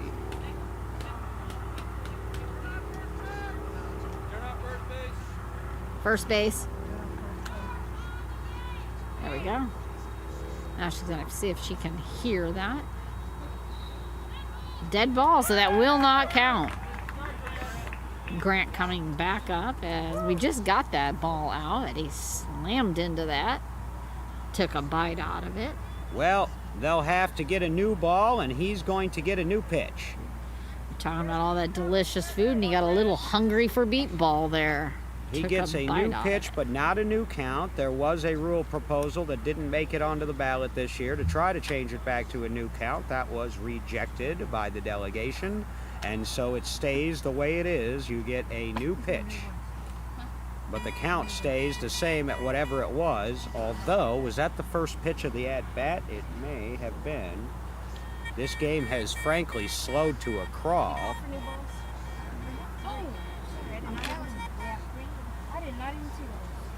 As they try to find a new ball here. We did just get 3 that were brought out. Cassie had brought in for us.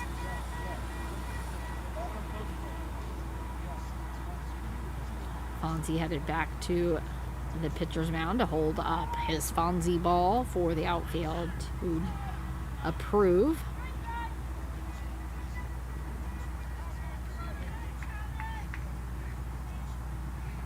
And Grant bat up at the ready. Short little pop-up into mid-center as he runs to first. And that is going to be safe. He's going to get that run that he tried almost with the same placement. Perfectly placed ball. JT not too happy with the middle of his Comet defense right now, saying that they should have had that one. It's going to take that to a 13-4 game. And Noah Fenney coming up to the plate as we're at the bottom of the third. Comets need to get an out in one of these next 3 batters, or we are going to be in a 12-run situation. And none of it's going to be easy, as you've got Finney and then Lupe Perez and Alex Gonzalez scheduled here.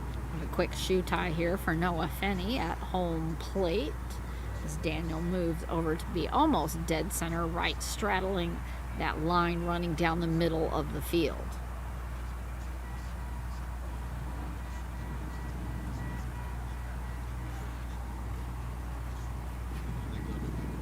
Re-grabbing of the bat, getting the okay out in the field, and a base check.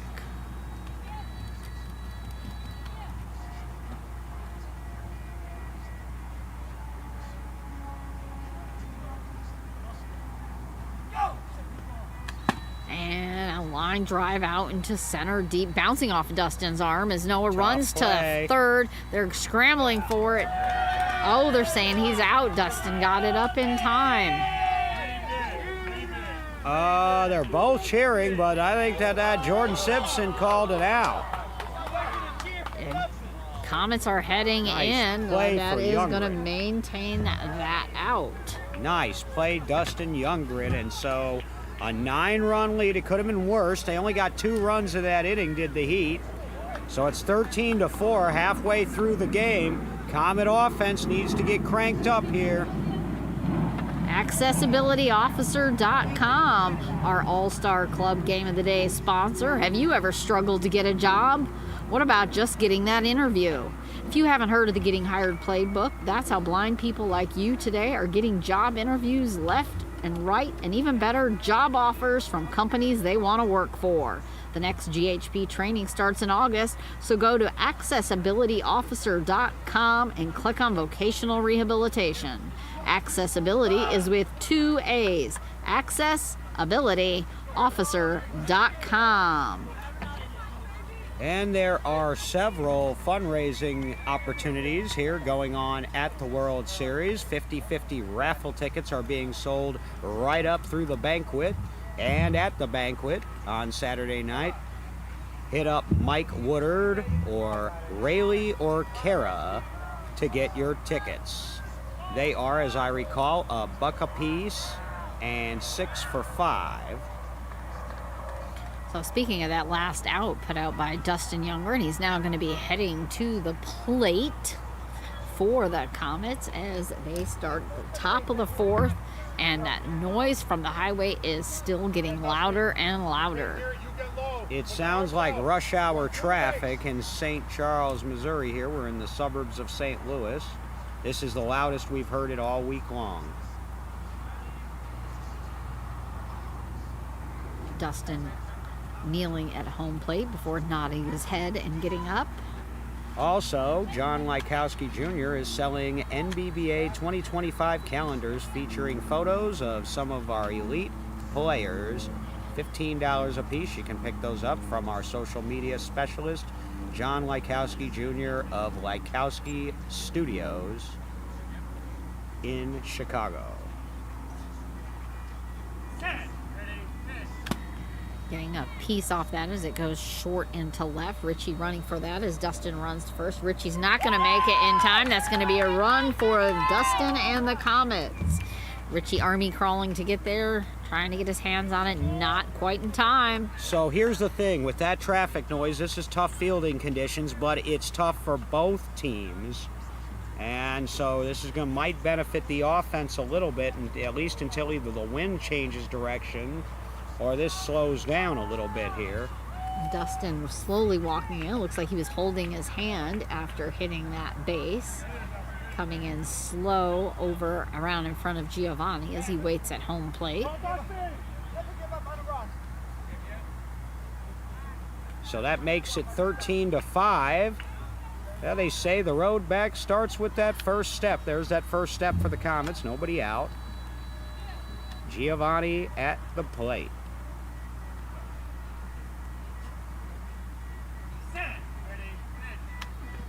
just underneath the outer edge of his bat.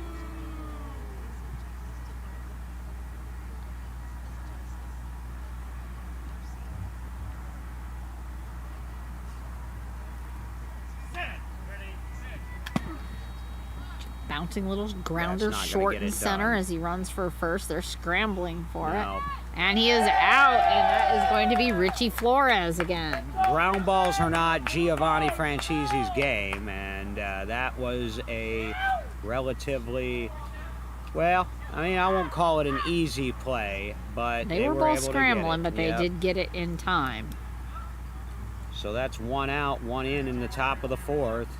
And with every out recorded, the Bayou City Heat inch closer to surviving and advancing to another elimination game tomorrow morning. Comets are starting to run out of time a little bit here. Down 8 with 8 outs left to play with. Base check on first and third.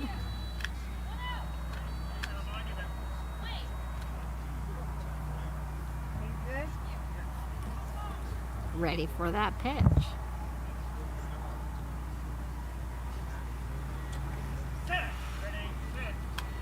Just over the top of the bat.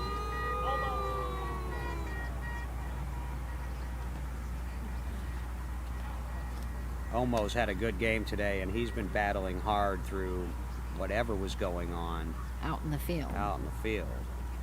They could use a run from him here. Just on the inside, underneath the bat. I wonder what the batsman thinking. They are down by 8 points.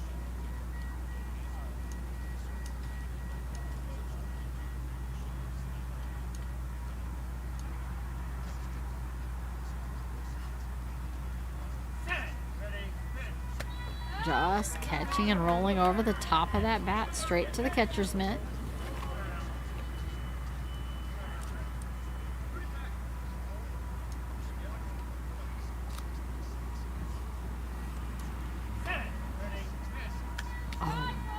Just barely missing that. Tough. That's a strikeout. There hadn't been Tough many one. of those in this game for Chad Perry, and that was not the time for one there. That's second out of the inning. Only one run in this frame. Bringing Alex up to the plate. Alex Gamino. Gamino, you know, the Comets they've got veterans over there, but they got some good young players with Youngren and Aldridge and Gamino. It's AJ now. We're not even seeing Tejera, Gerardo, who was injured. He's another one of their good young players. They'll be searching for a head coach next year. Just underneath the bat.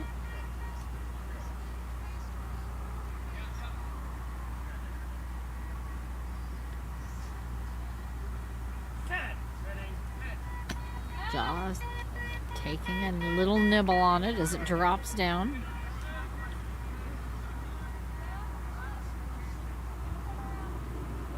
Tanner getting a timeout so he can turn around and wipe all the sweat off his face. That was a under good his time for it blindfold. anyway, because here comes Plain. He is now turned back around, thumbs up, pointing up now to the plane.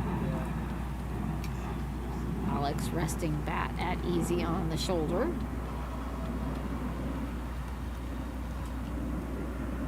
Remind you, the presenting sponsors of the NBBA World Series, Mind's Eye Radio and the St. Louis Lighthouse for the Blind.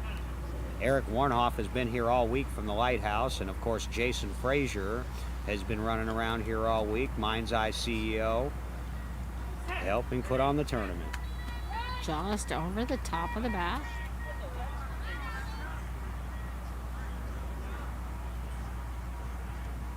Comets struggling to make some contact here all of a sudden. Even their run wasn't hard hit. Over the And top, and another that's going to be strikeout. another out, and that's going to send them back out to the field. Heat coming in to bat as they lead 13-5, heading into the bottom of the fourth. Chicago doing another quick huddle before they go out to the field again. Defense, they're not going to want to stay out there as long as they were out last time. No, and now they're down 8, so here we are again. 4 runs for the Heat. And that's nothing for them, but if they were to get that, we'd be in the 12-run rule. We haven't seen on our field any 12-run rule games I haven't yet. seen Not any even, 12 runs. Not even close, really. The biggest margin of victory we saw was the Tyler and New Jersey game, but New Jersey pulled away late in that. That game was close for the first 3 or 4 innings. It's going to start off the Heat. Lupe Perez up at the plate as Christina is placing all her defense. I have 13-5. Is that what you have, Rosita? I have 13-5. Okay. It's tough because you got to add 1 because of the home run that counted for 2. So I'm doing a little extra math here today, thanks to Alex Gonzalez and Fonzie Madrano, who connected for a blast in the second inning. It made us use our brains, though. And that second inning really has been the difference in the game, that 7-run second inning that the Heat scored. They had 7, and they didn't allow the Comets any earlier in that. And right now it's an 8-run spread as the Heat come up here in the bottom of the 4th. Sounding off out in the field by the Comets. Lemarian is still out there in deep left. We want to remind you, looking ahead, the 2025 World Series of Beep Baseball will be right back here at Slice in St. Charles next July. And Kind of wondering what kind of suspenseful items might be in store for us after Jackie Joyner Kersey. Well, I hear we may have Benji Reginald Molina on Saturday. World champion catcher, former Lupe catcher. Perez sailing a grounder down on the left, just past Rich Schultz's hands. And Lupe just running kind of somewhat into the field, did not hear the base. Rich Schultz going back and grabbing that and having the out. He must not have heard the base because Lupe's been doing this a long time, and if he runs an errant base, then something's awry. He usually will not. He's shaking his head as he walks back. He knows something was off. This is frustrating, and it must be the wind direction because we've been at this field all week long, and we haven't had this kind of noise. Not from traffic. Disappointing run there for Lupe as he shook his head coming in, but the veteran he is, he's just shaking it off. Next batter, which is Alex Gillespie. This makes me a little bit concerned for what we're going to have for the championship game and the undefeated game tomorrow as far as noise over here. Some of it's going to depend on the time of the day. We did start late today. That's true. Although I will say we started a little bit late with the game on yesterday, the 2 o'clock game, and we didn't hear all of this yesterday. No.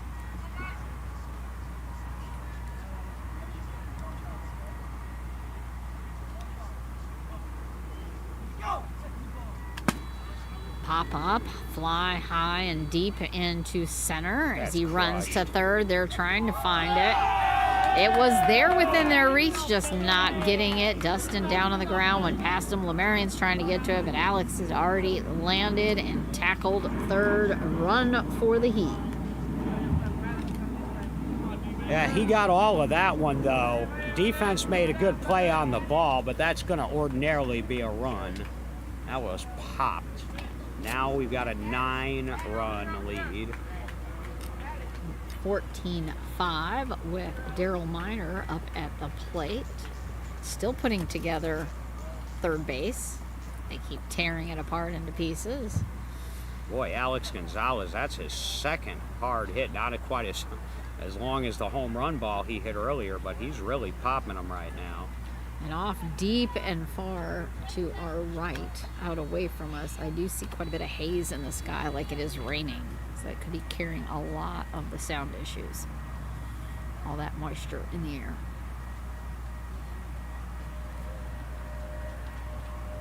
Daryl Miner ready for the pitch.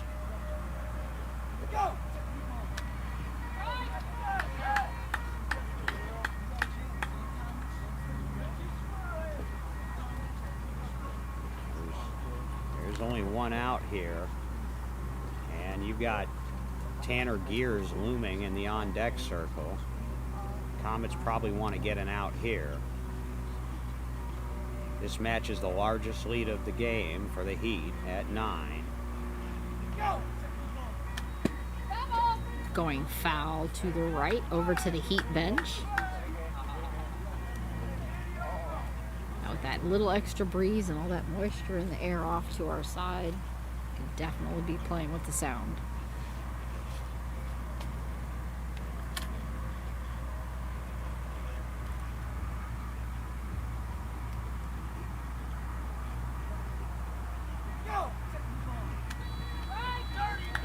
Gonna be another strike.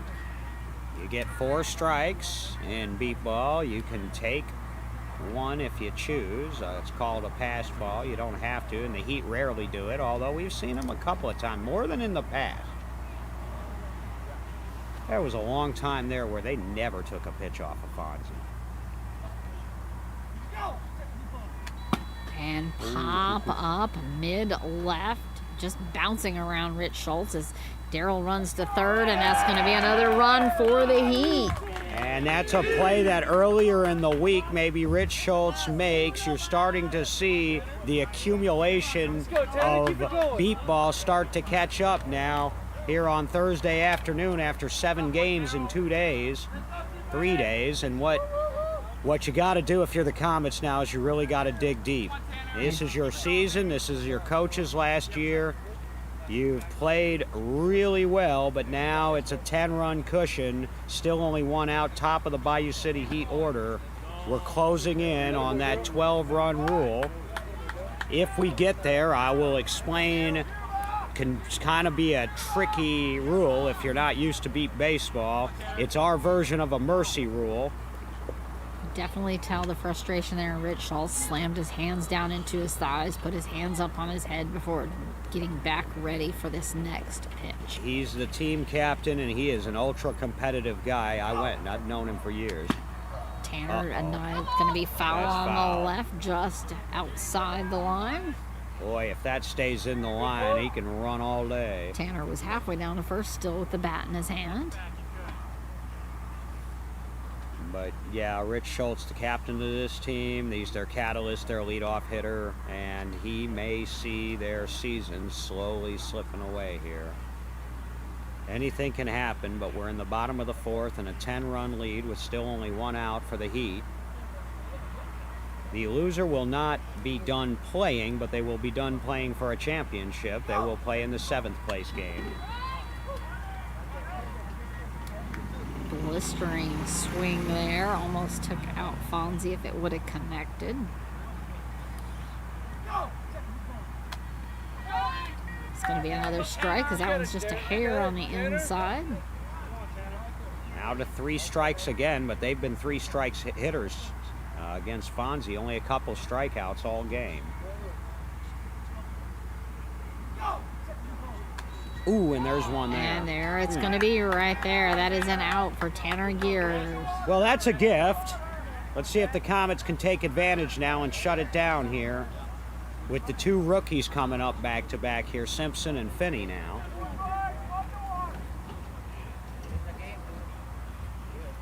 Grant up at the plate has both pant legs pulled up to just under his knees now instead of 1. Remember that at the conclusion of this game, we will select the Hannigan Team Realty Player of the Game.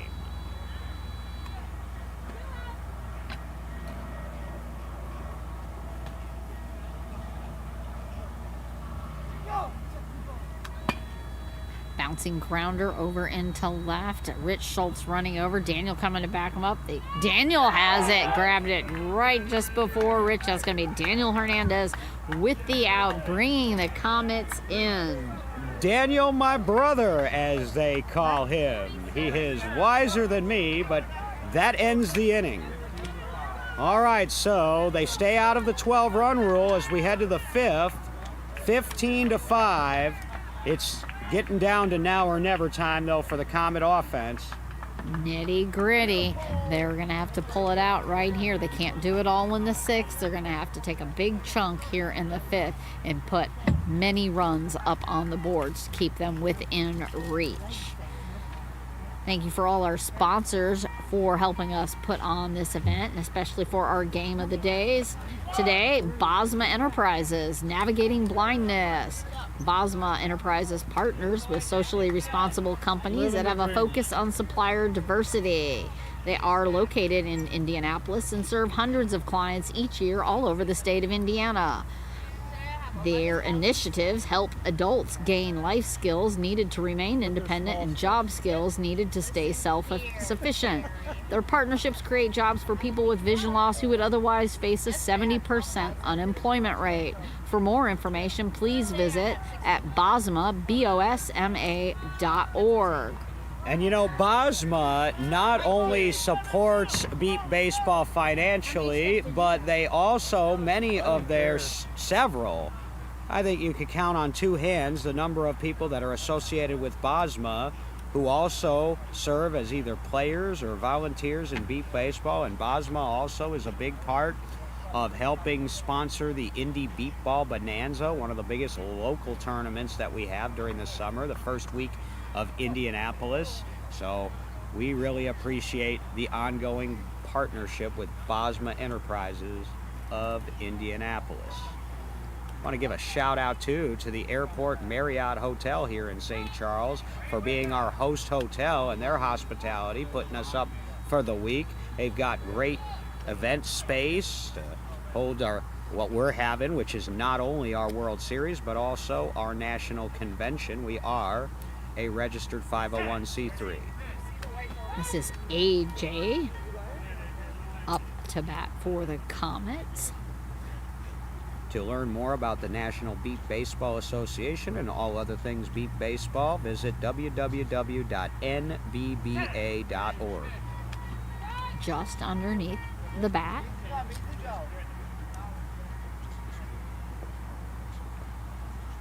President Jerry Wendell enjoying the game today, just right here to my left. Just underneath the bat.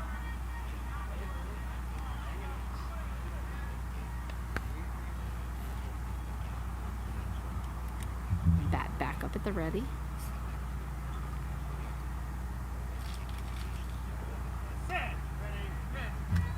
And just underneath again. It's going to be a strike for AJ, bringing Rich Schultz back up to the plate, left-handed hitter for the Comets. And I have confirmed with Jerry Wendell, our league president, that the winner of this game will take on the Indy Edge at 8 a.m. tomorrow morning in an elimination round game. The winner of the Titans and the Cleveland Scrappers, which looks like the Titans. Is that game ended? 7-2. 7-2, New Jersey Titans. So they advance. They will take on the Indy Thunder as they try to play their way back. The Cleveland Scrappers will play for 7th. Let me tell you, they were ranked 13th coming into this tournament. That is a huge deal. They pulled the upset of the tournament, knocking out the Boston Renegades. And I'm telling you what, Rob Weissman's going to have a long winter wrestling with that.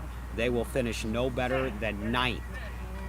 Ball a little bit high over Rich's bat there, swinging himself halfway around. And that's too bad, because if you think about Boston's losses, they gave the Heat all they could handle in that pool play game that we saw on Tuesday afternoon, and then they lost a 5-2 game to the Indy Edge.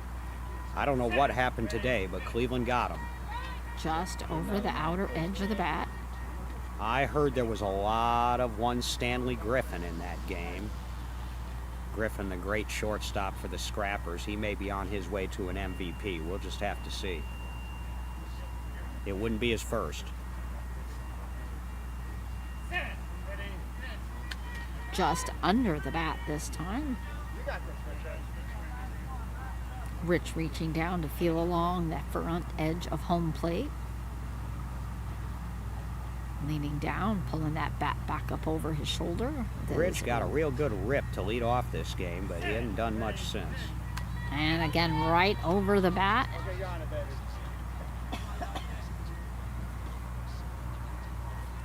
His red, white, and blue star-spangled gloves on.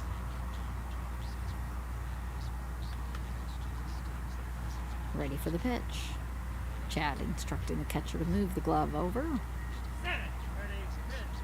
And Rich connecting over into pop-up, bouncing off of Tanner's body as he runs to third. Tanner has that, and that's going to be out. That's a good play by Tanner Gears. Some of the better defense I've seen him play in his career has been at this World Series.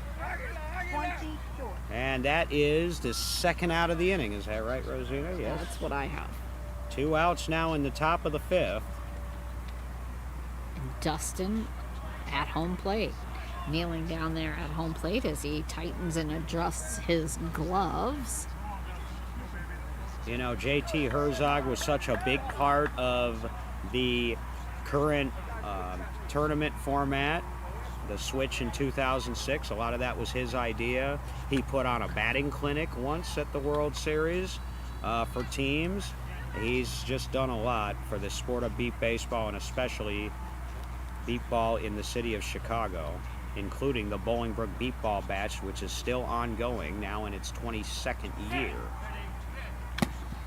Grounder over into short left This as is he a runs to problem. first. Richie's Flores, on yeah. it. He fumbled the ball. He did, but he had enough time to He recover. recovered. That's going to bring them in. That's as a we- 3-up, 3-down inning at the worst possible time for Chicago, as you can sort of see the sand slowly slipping out of their hourglass. Bayou City by 10, coming to bat in the bottom of the 5th. Heat making their way in. They are up by 10 as we head to the bottom of the 5th. You can hear they're a little bit more relaxed, a lot more joking as they go into this than their previous game that we saw them with. Chicago again doing a nice huddle on our left before they head out into defense. JT riling them up. Play good defense. Gotta hold them. Want to shout out the Delta Gamma Foundation for a generous grant, $5,000, along with the Major League Baseball Foundation. Major League Baseball supplied funding for Kids of Our League program, beep baseball shirts, and other giveaways. Comets now taking the field as the Heat gets ready with Noah Fenney, seeing if he can hammer another one deep into the field. Well, this is just gravy right now. It's never over till it's over, as Yogi Berra said. That's true in baseball because we don't have a time clock, at least not this year anyway. However, 10-run cushion, it's a pretty big lead, especially on these fields at this time of the tournament. Well, nothing's ever over until it is over, but having a cushion like that does make you not quite so tense, not so stressed, not feeling like every hit is going to kill you.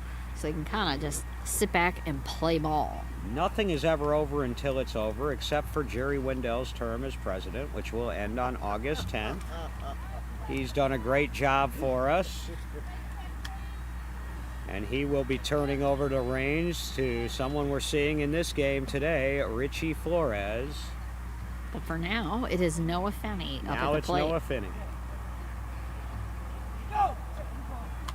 Ooh, wave to the Pop future. up again in center mid as he runs to third. They just got to get to it. Alex Camino coming up, and no, that's going to be a run for Noah Fenney.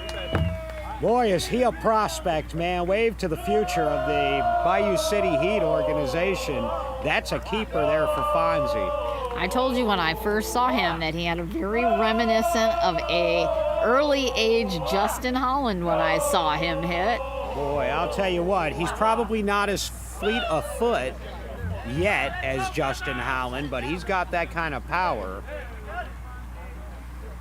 And he will pick up the defense. He's had a put out today, so he's learning. You know, defense can be... Take a little bit longer to get. It's the hardest part of the game to learn because of the team aspect. It's not only knowing how to field the ball, it's not only listening to the ball and all that, it's zone discipline and communication and all of the other things, because all 6 players are blindfolded, and so they're relying on each other as much as they are the ball. It's Lupe Perez with a strike as the ball goes right underneath the bat, dead center.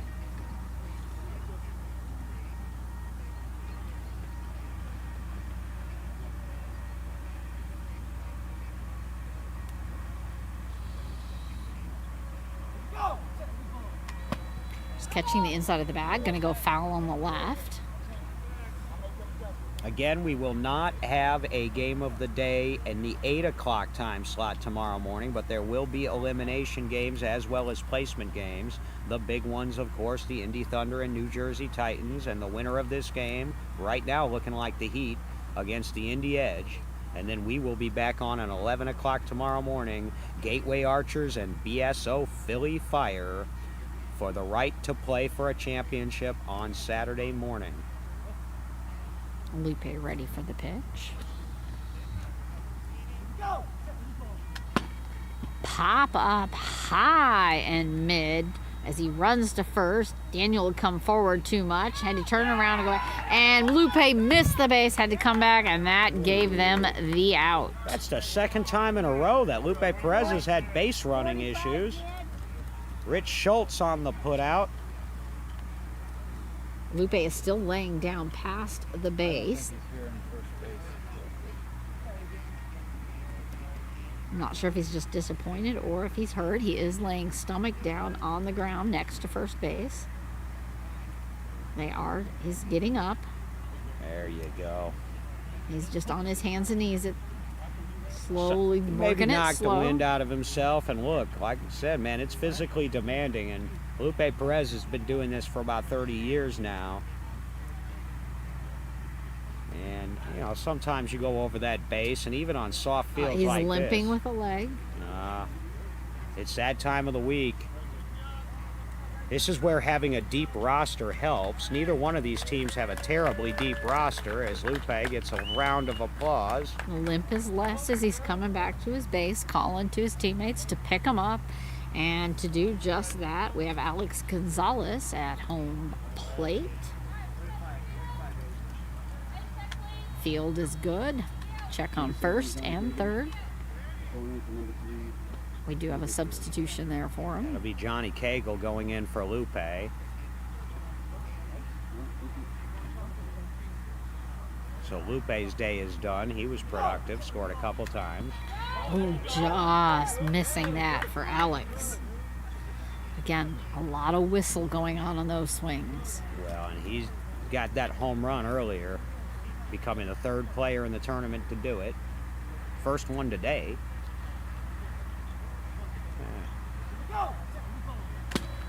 Pop-up's going to be fouled just about over to our left. And that ball is going to need to be changed, I think.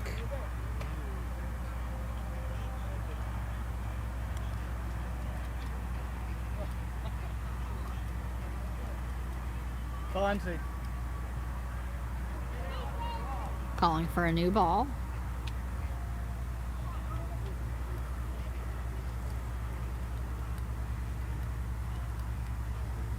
As Alex feels home plate, Jordan's going to bring that ball up.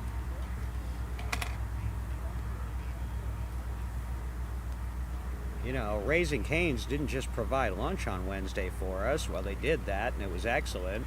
But they also gave a Cool Clinic sponsorship, doggy daycare, lemonade carts, volunteers, and buy one, get one free gift cards. Thank you, Raising Cane's.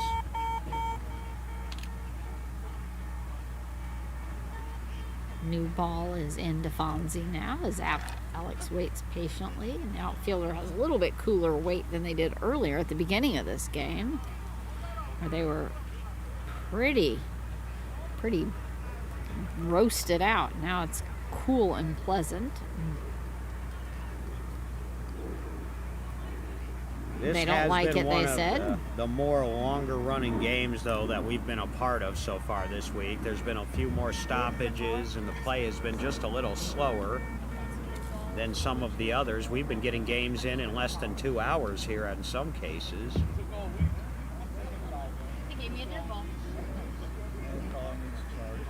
I have to get some new balls out here as laughter going on its plate as we're going to keep waiting for a ball.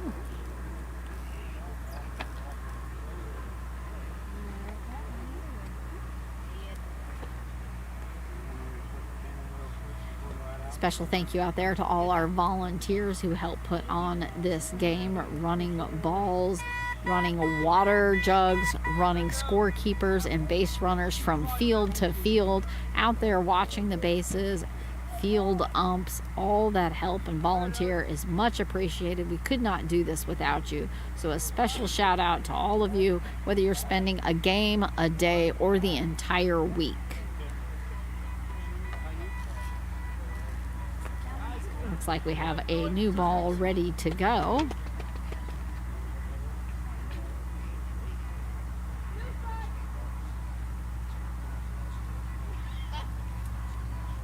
How about Sirens Beat Ball getting the first ever win for an all-female team in the history of the NBBA World Series, a 2-1 victory over the SGV Panthers. And Boston Strong, first time they've been in the And they shut World out West Series. Palm Beach, so the Sirens and Strong will play for 17th place, which is better than playing for last.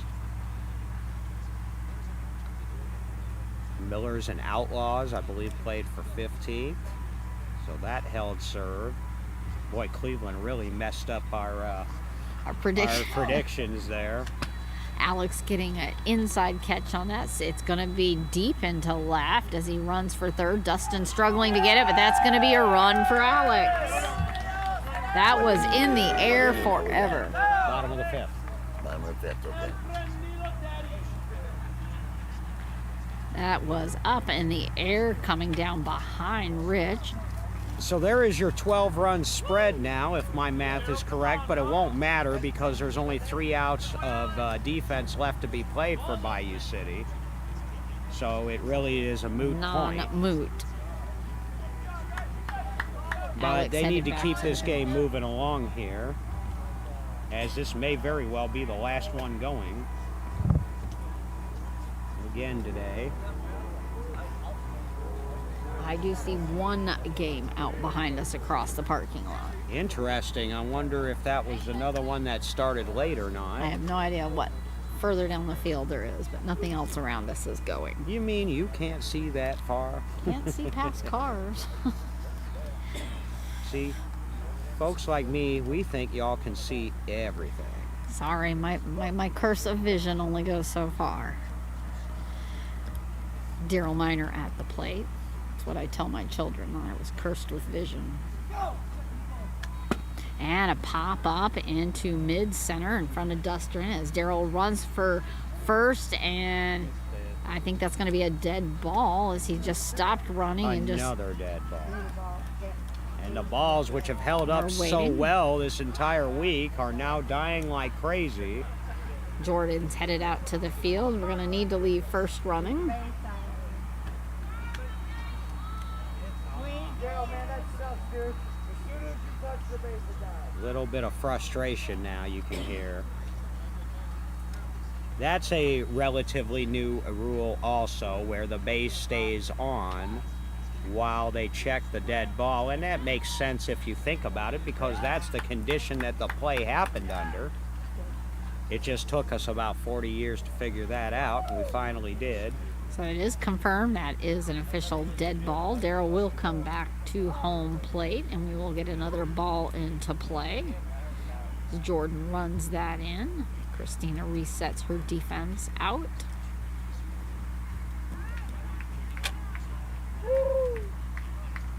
The NBBA World Series has taken place without fail every year since 1976, with the exception of 2020, due to the COVID-19 pandemic. And we went and had an 8-teamer anyway that was non-sanctioned. And what do you know, it was Thunder and Jets for the championship of that one in a slugfest, which the Thunder won. So if you ask them, they would say they would have had 6 straight had it not been for COVID. Let's go, pretty boy. But the fact that we got to play any ball in 2020 at all was a blessing.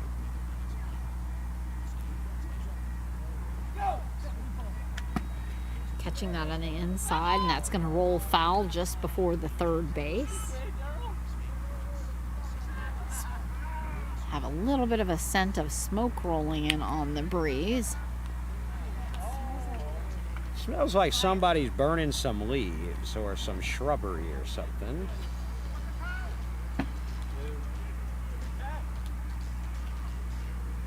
Not a good time with a breeze to be burning brush. Daryl headed back up to home plate.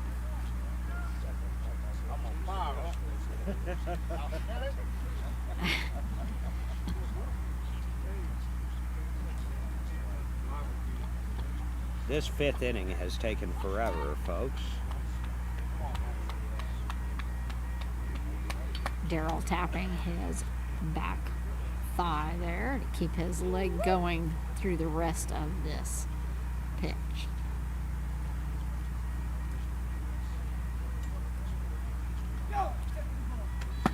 And it's going to be a pop fly out into left as he runs for third. They're still running for it, and they're going to say safe. The Heat really pouring it on now, and the Comet defense is struggling to really pick anything up. I mean, it's noisy out there, but they got to find a way to end this inning and get back under their tent and hit. Darrow coming back in at a leisurely pace as the Comets reset back out in the field. Tanner coming up to home plate as they set up third base again.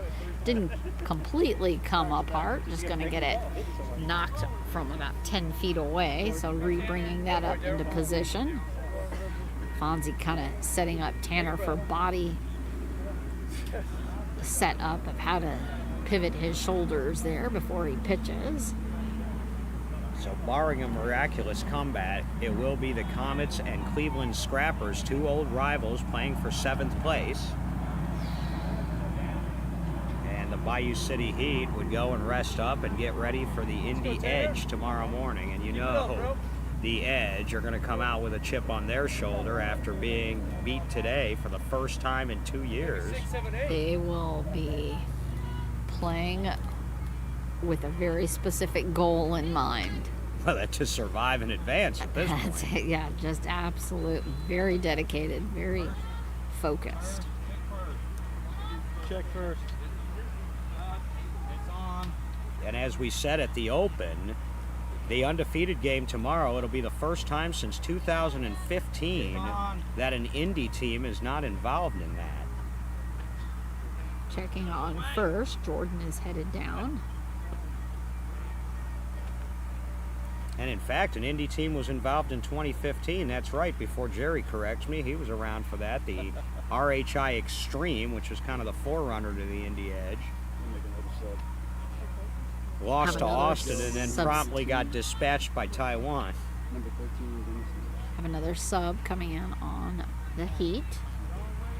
And in fact, the Extreme were a part of the undefeated game in 2014 as well, losing to the Blackhawks. So it has been since 2013 that there has not been an Indianapolis team in the undefeated Friday game. History here in Missouri. Lupe Perez to be coming back in for the Heat.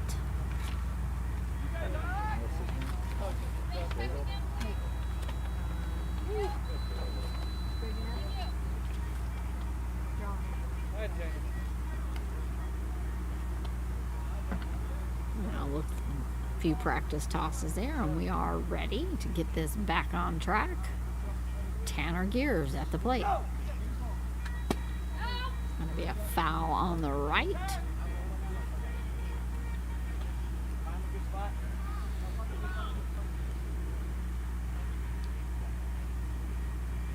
And they're taking much more time than is customary between pitches here. I mean, this hasn't just been timeouts.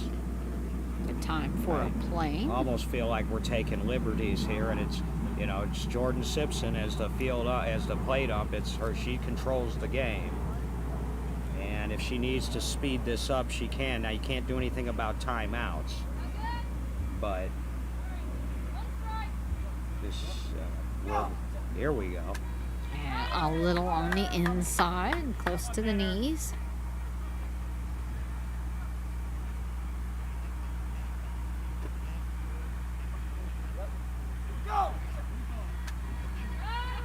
And it's going to be a strike strike because it narrow miss. You got it, Collins?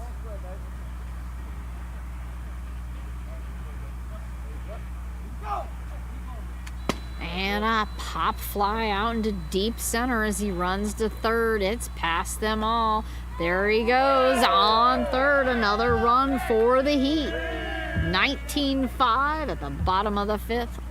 Heat lead. This is by far the widest margin of victory we have seen on this field this week. They're only one run away from hitting that 20 spot that mark. we talked about. Yep. And Grant Simpson will be up at the plate. Now, at what point, you still have 3 outs of defense to record, but I would wonder at what point do you start getting your starters out of here and ready for tomorrow? Because if you want to play for a championship, you're going to have to win 3 games tomorrow to do it. And you're up by 14 runs, so at what point you don't want to risk anything crazy happening here in a game that is really no longer in doubt. Cassie. Gonna get called for some more balls. Sounds like we're calling for our tournament director over here. Oh, they're getting balls.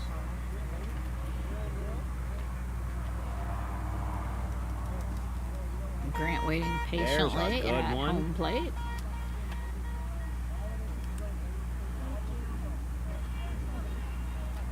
Boy, how many ball changes have we had here just in the last inning? I think inning we've and a had half? more in this game than all the other games that we've done. Combined. Holding the ball up to see if the outfield agrees with this. You know, even with all this, though, we are just past the 2-hour mark in this game. We did start at 2:30, and it's about 20 till 5 now. So it feels like this game has stalled here a little bit, but we're still reasonable. What you want to try to avoid are the 3.5 hour beat ball games. We saw a 4-hour game last year in Norman. Fonzie wiping the sweat off of his face before gearing up for the pitch. It's going to be a strike going just under Grant's bat.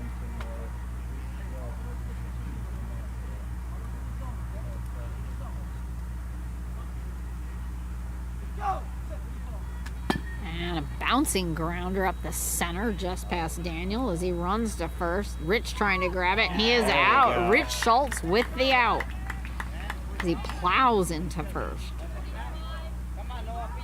And that is the second out only of the inning. Still needing one more with Noah Finney coming up. Rich Schultz has made quite a few putouts in this game at the mid-level. I think I have him at 4.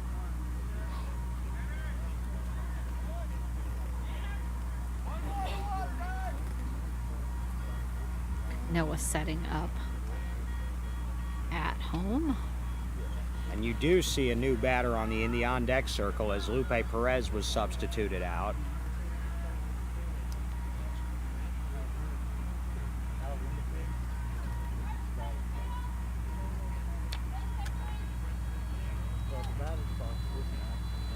Fonzie hopping up and down there at the pitcher's mound. And Noah leaning back up and ready for the pitch. And pop-up fly into right this time as he runs for Tough first. play. Giovanni headed for it. He's missed the base. He's stopped. That's an out. That's an out. That's interference on the base runner. It's got to be. No, the base runner is on the outer side, away from the. He just stopped. The base runner ran Well- into the volunteer. Oh, ran I into see. the Well, that's volunteer. an out. Yeah, the reason they yelled stop was not because of the fielder. It was because of the base runner, so that's an out. That's an out, and mercifully, the bottom of the fifth comes to an end. I don't know what they're going to call. They've got to call that an out. He said he's safe. How is he safe when they were yelling stop in the middle of the play? And if I'm JT, JT is coming yeah, out. if I'm JT, I'm upset as well. You can't call that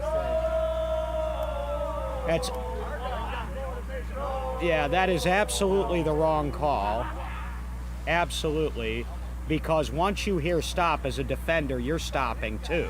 And the reason the stop, the command was given, was because of the base runner. That's clearly an out, and she needs to reverse that call. Otherwise, this JT game... talking with Fonzie. And that's not a judgment call. That's a protestable call. You can't protest a judgment call, but when you fudge a rule, you can. They were running towards the base. Well,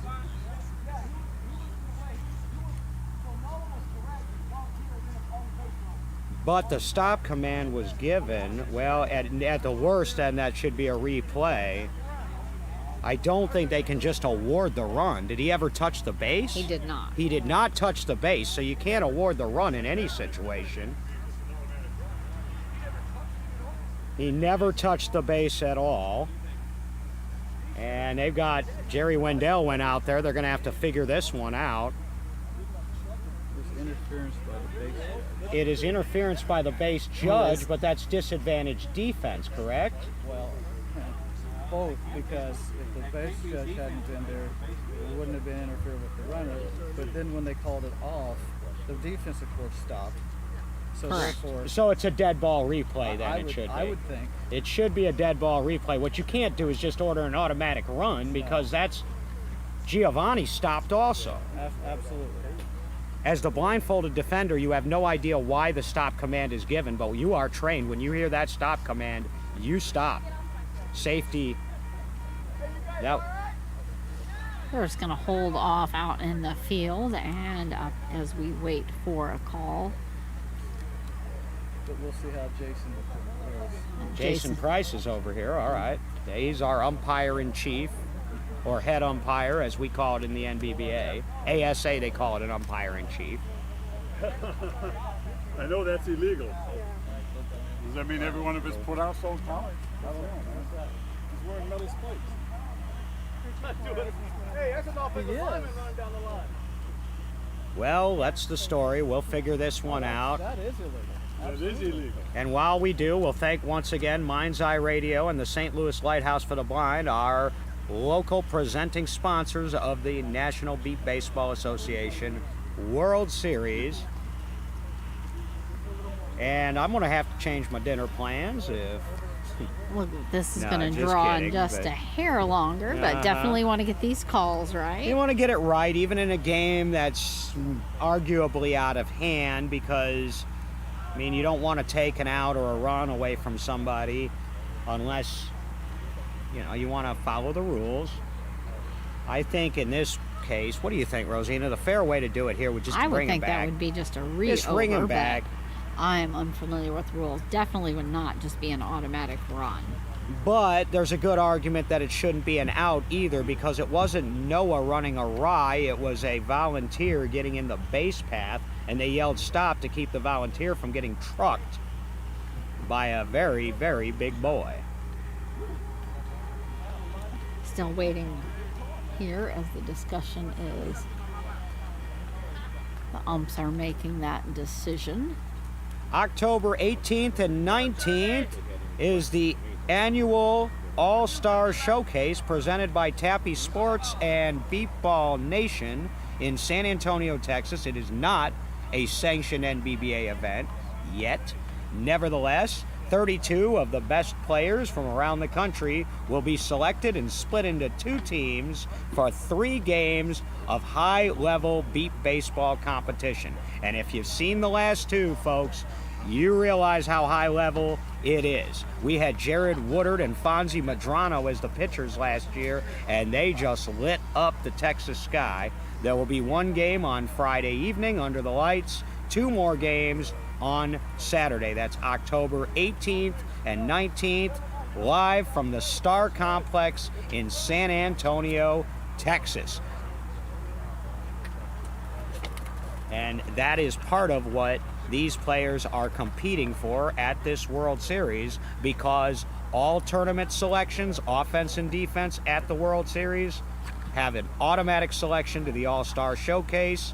They are exempt from the at-large selection process. And again, it does take over 250 beep balls to run our World Series. For just a shout out for all those who helped sponsor that are Cardinals Care and St. Louis Cardinals, Hannigan Realty, and Major League Baseball's Fantasy for Kids program. They donated for our Beat Baseball shirts and many other giveaways. So a thank you to them, and also to our sponsors for securing our Slice Up Soccer Complex. Bill Jones, Sue Slocum, Richard Mark, longtime Mind's Eye donors, as well as Ameren, Illinois, the power company for the surrounding area. We do have now umps up at home plate, along with JT and Lee Rodriguez for the Heat in Chicago, going over this ruling of how this is going to play out. But every second that they debate this and try to figure this out is taking time away from the Heat being able to get back and rest up for their games tomorrow. If I were Bayou City at this point, I don't know, I might just concede it and let's go on and finish this game. You'd have Because Chicago, 8 o'clock's going to come early tomorrow, Rosie. it will come early. Chicago resting out in the field, Dustin laying down on his stomach, others just patiently waiting. At least it is cooler. It's not blistering heat anymore. Some of that breeze has died down, and the noise from the highway is not carrying quite as much, but it's definitely cooler. JT looks like he's smiling a little bit there as he talks with Jordan and Jason. And this is good. This is a teaching moment, too, for Jordan Simpson. She does an excellent job, but she's only been an umpire for a couple of years. She's one of our newer umpires. So this is a good, if you're going to get anything positive out of this, as we now are closing in on 5 o'clock p.m. Central Time, it is that this is a good educational experience for her. You don't see that every day.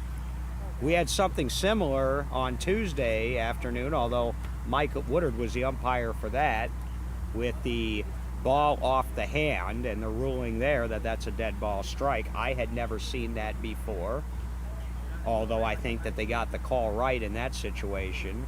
That was probably a more high leverage situation than this. They just need to make a call here.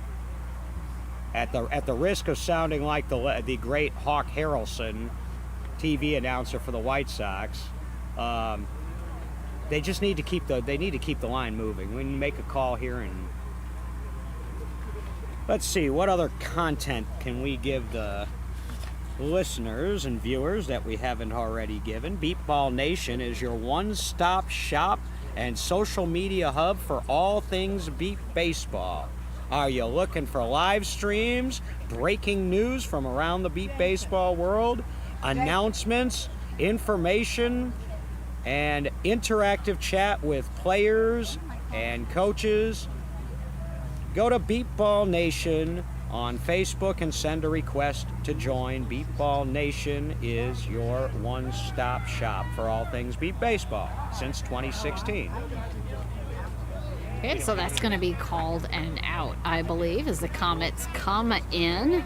Well, that's, that may be the correct call under the rule book. I can understand why Noah Finney might have a beef there. He's like, wait a minute, I was told to stop. I didn't do anything wrong. But that's how they called it, and you know what? In a 19-5 game, I'm not sure that it's going to make a whole ton of difference. It might affect Noah's stats a little bit. Heat does head out to the field, and as you said, it is nearing that 5 o'clock mark. And hey, Philly, are you hungry? S&J's Catering, LLC, is a premier catering business founded in 2017 and led by a blind entrepreneur whose vision transcends sight. S&J's Catering, LLC exemplifies resilience, creativity, and dedication. With a commitment to excellence, personalized service, and attention to detail, we ensure that every event is memorable and exceeds our clients' expectations. They're renowned for its exceptional culinary artistry and impeccable service to the Philadelphia area. Hey Philly, are you hungry? Call 215-284-7485. I said, So we'll head to the top of the sixth. 3 defensive outs away from a victory for the Bayou City Heat. The Comets still have 3 outs left to work with, trailing by a bunch. They've had a great season. It's going to bring Giovanni up to the plate for the Comets after his stop on that defensive play. After starting out the year slow and dealing with some injury and unavailability with some roster issues, the Comets placed 3rd in their own Bolingbrook Beat Ball Bash in June, and then went up to Champaign, Illinois, and knocked off both the Gateway Archers and Indy Thunder to come into this game with some momentum. And they have done well here at this World Series, losing close games to the Indy Thunder and a relatively close game to the Indy Edge, although the Edge pulled away late in that one. This one, though, has been all Bayou City from the get-go. Have those base checks. Giovanni is ready for the pitch. Franchisi got credited with that put-out, by the way, on that weird play. Just on the outer lower edge of the bat. When a play like that happens, you award the put-out to the closest player to the play, and that was Giovanni, so he'll get that last put-out. And popping up right over to my right, between me and Cam, the cameraman. And I also did not reach a hand out for it either.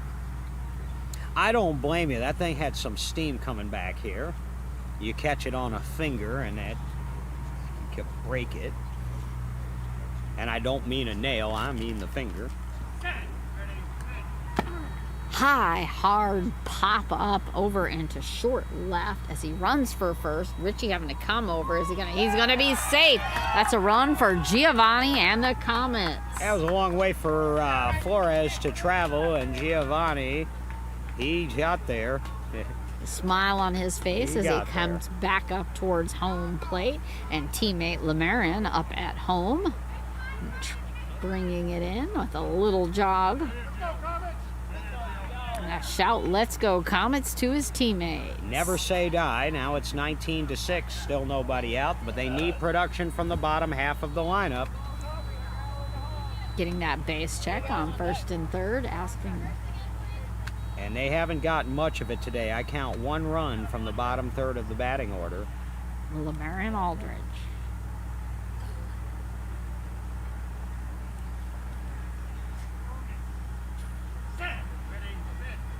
Oh, almost taking out Chad as it goes down the center right to midway as he runs for third. Tanner scrambling for it. He's got it. That's going to be out. Man, I thought that was going to hit him. That's a bang-bang play, and Tanner gets it. Well fielded, well positioned for that. I'm sure Chad must have felt the breeze as that went by his midsection. Boy, right up the middle. He almost maybe wishes that he had gotten nicked by that a little bit there as Tanner I don't know made the if I play. would have been hit by that one. Oh, there was tough, a lot though. of power. Alex up at home plate. 20% of my DH side coming up next. So Mike Yes, McGlashan, after all, will enter the game. We thought maybe he was going in earlier, but he did not. Now he will come in and get an at-bat, as announced by JT Herzog. Right behind Alex Gamino. So you will be able to pencil him into AJ Gillespie's spot. He's in the on-deck circle now. 1 out, 1 in. 19-6.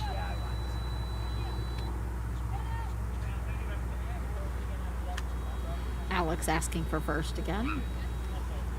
Let's see if he can get more run, and that's toward that traffic noise. First base, if there's anything that's been hard to run to, it's really been first more than third.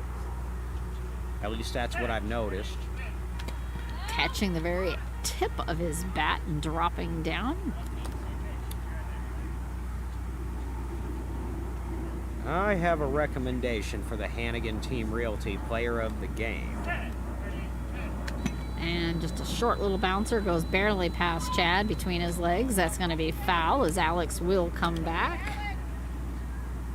So 2 strikes now. Barring a miracle comeback, I'm going to be recommending Fonzie Medrano himself for the Hannigan Team Realty Player of the Game. Pitchers are players too. Alex reset back up at home plate. One hand on the bat as he looks up and takes a deep breath, regripping and at the ready. Nod to Chad.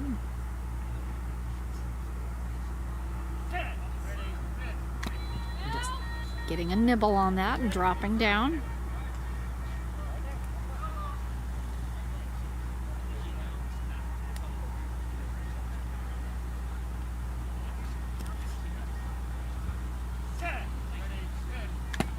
And going grounder to the left. Richie running after it as Alex runs to first, and Richie has that scrambled up and out. Richie Flores. 2 outs, 1 to go. Bayou City on the brink of advancing to Friday, still alive. They'll be one of 6 teams. This is Michael McGlashan up for his at bat for the Comets, has subbed in. Mike the Hoodlum McGlashan, 2017 Hall of Fame inductee. Been with the Comets since 1999, except for one season, 2012, when he played with the RHI Extreme and missed the Comets so much that he went home after that World Series, back to Chicago. Prior to the Comets, he played 1 year with Frank Mathena and the Lone Star Roadrunners, and then was a Chicago Cobra. Prior to that, came up with a team called the Ithaca Shot in the Dark. How about that for a team name? The Ithaca Shot in the Dark. That was the late Roger Keeney's team. Just over the top of the bat. The beep ball tradition goes on and on. Roger Keeney recruited Mike McGlashan into the game in 1987, and Mike McGlashan recruited one David Benny into the game in 1999. As we pass it down. And just over the top of the bat by about 3 inches. McGlashan, another one who has been talking about maybe hanging it up at the end of this year. Have a hold on this very low plane. That's a low one. Where's this guy going to land? On field 6? Field 1. Hopefully a runway.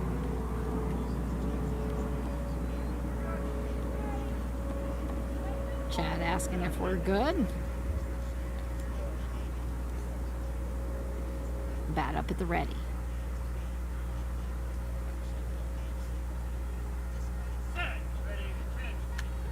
Just over the top of the bat. Down to their last strike. The Comets have gone as far as they could go, but the clock is about to strike midnight, it would appear. And getting a small chunk out of that glass slipper. They'll stay alive.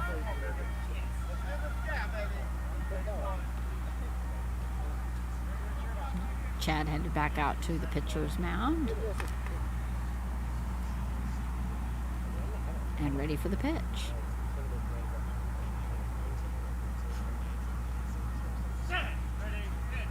And he gets a solid line drive into left, just around to Richie. He's running to third. Oh, Richie's he's calling just dead ball. stopped. No, but he called dead ball.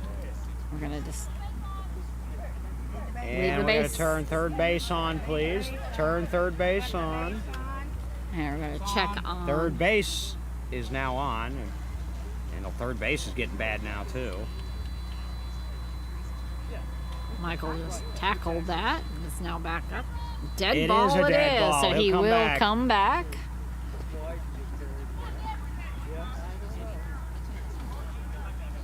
Yeah, we have gone through more balls, I think, in this than all our other game of the days combined. Huh?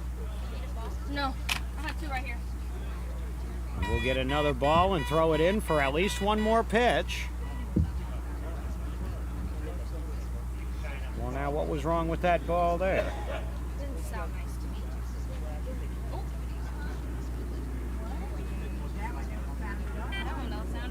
Yeah, that other one was fine for what we're doing right now. As another plane flies over. Another ball back into Chad's hands.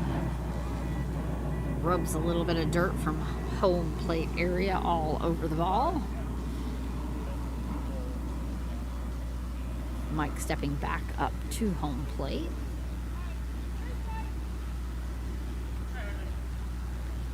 Now just backing off of it slightly.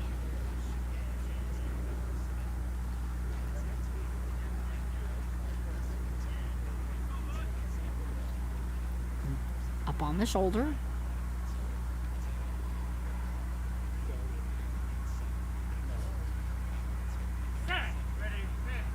And a short pop up into center as he runs to third again. Richie trying to come up on top of that, scrambling to the wrong area. That's going to be a run for the Comets. Look at that. Mike McGlashan scores and extends the game. That makes it 19-7 now. After all of that, he had to do it twice. And, you know, that's interesting. We saw Wilbur Turner from Cleveland score, not on this field, but he scored a run yesterday. Now McGlashan scores one. Throwback, baby. starting back over with Rich Schultz. Left-handed batter for the Comets, starting lineup. Still needing a lot of runs. A whole lot of runs. They're going to, if nothing else, make this look a little more respectable. And you know what? You got Rich Schultz and Dustin Youngren coming up.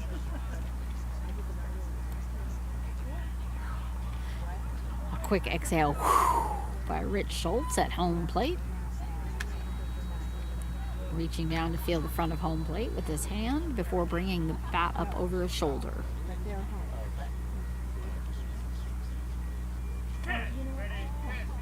And he caught the edge of that, and it's going to go foul to the right.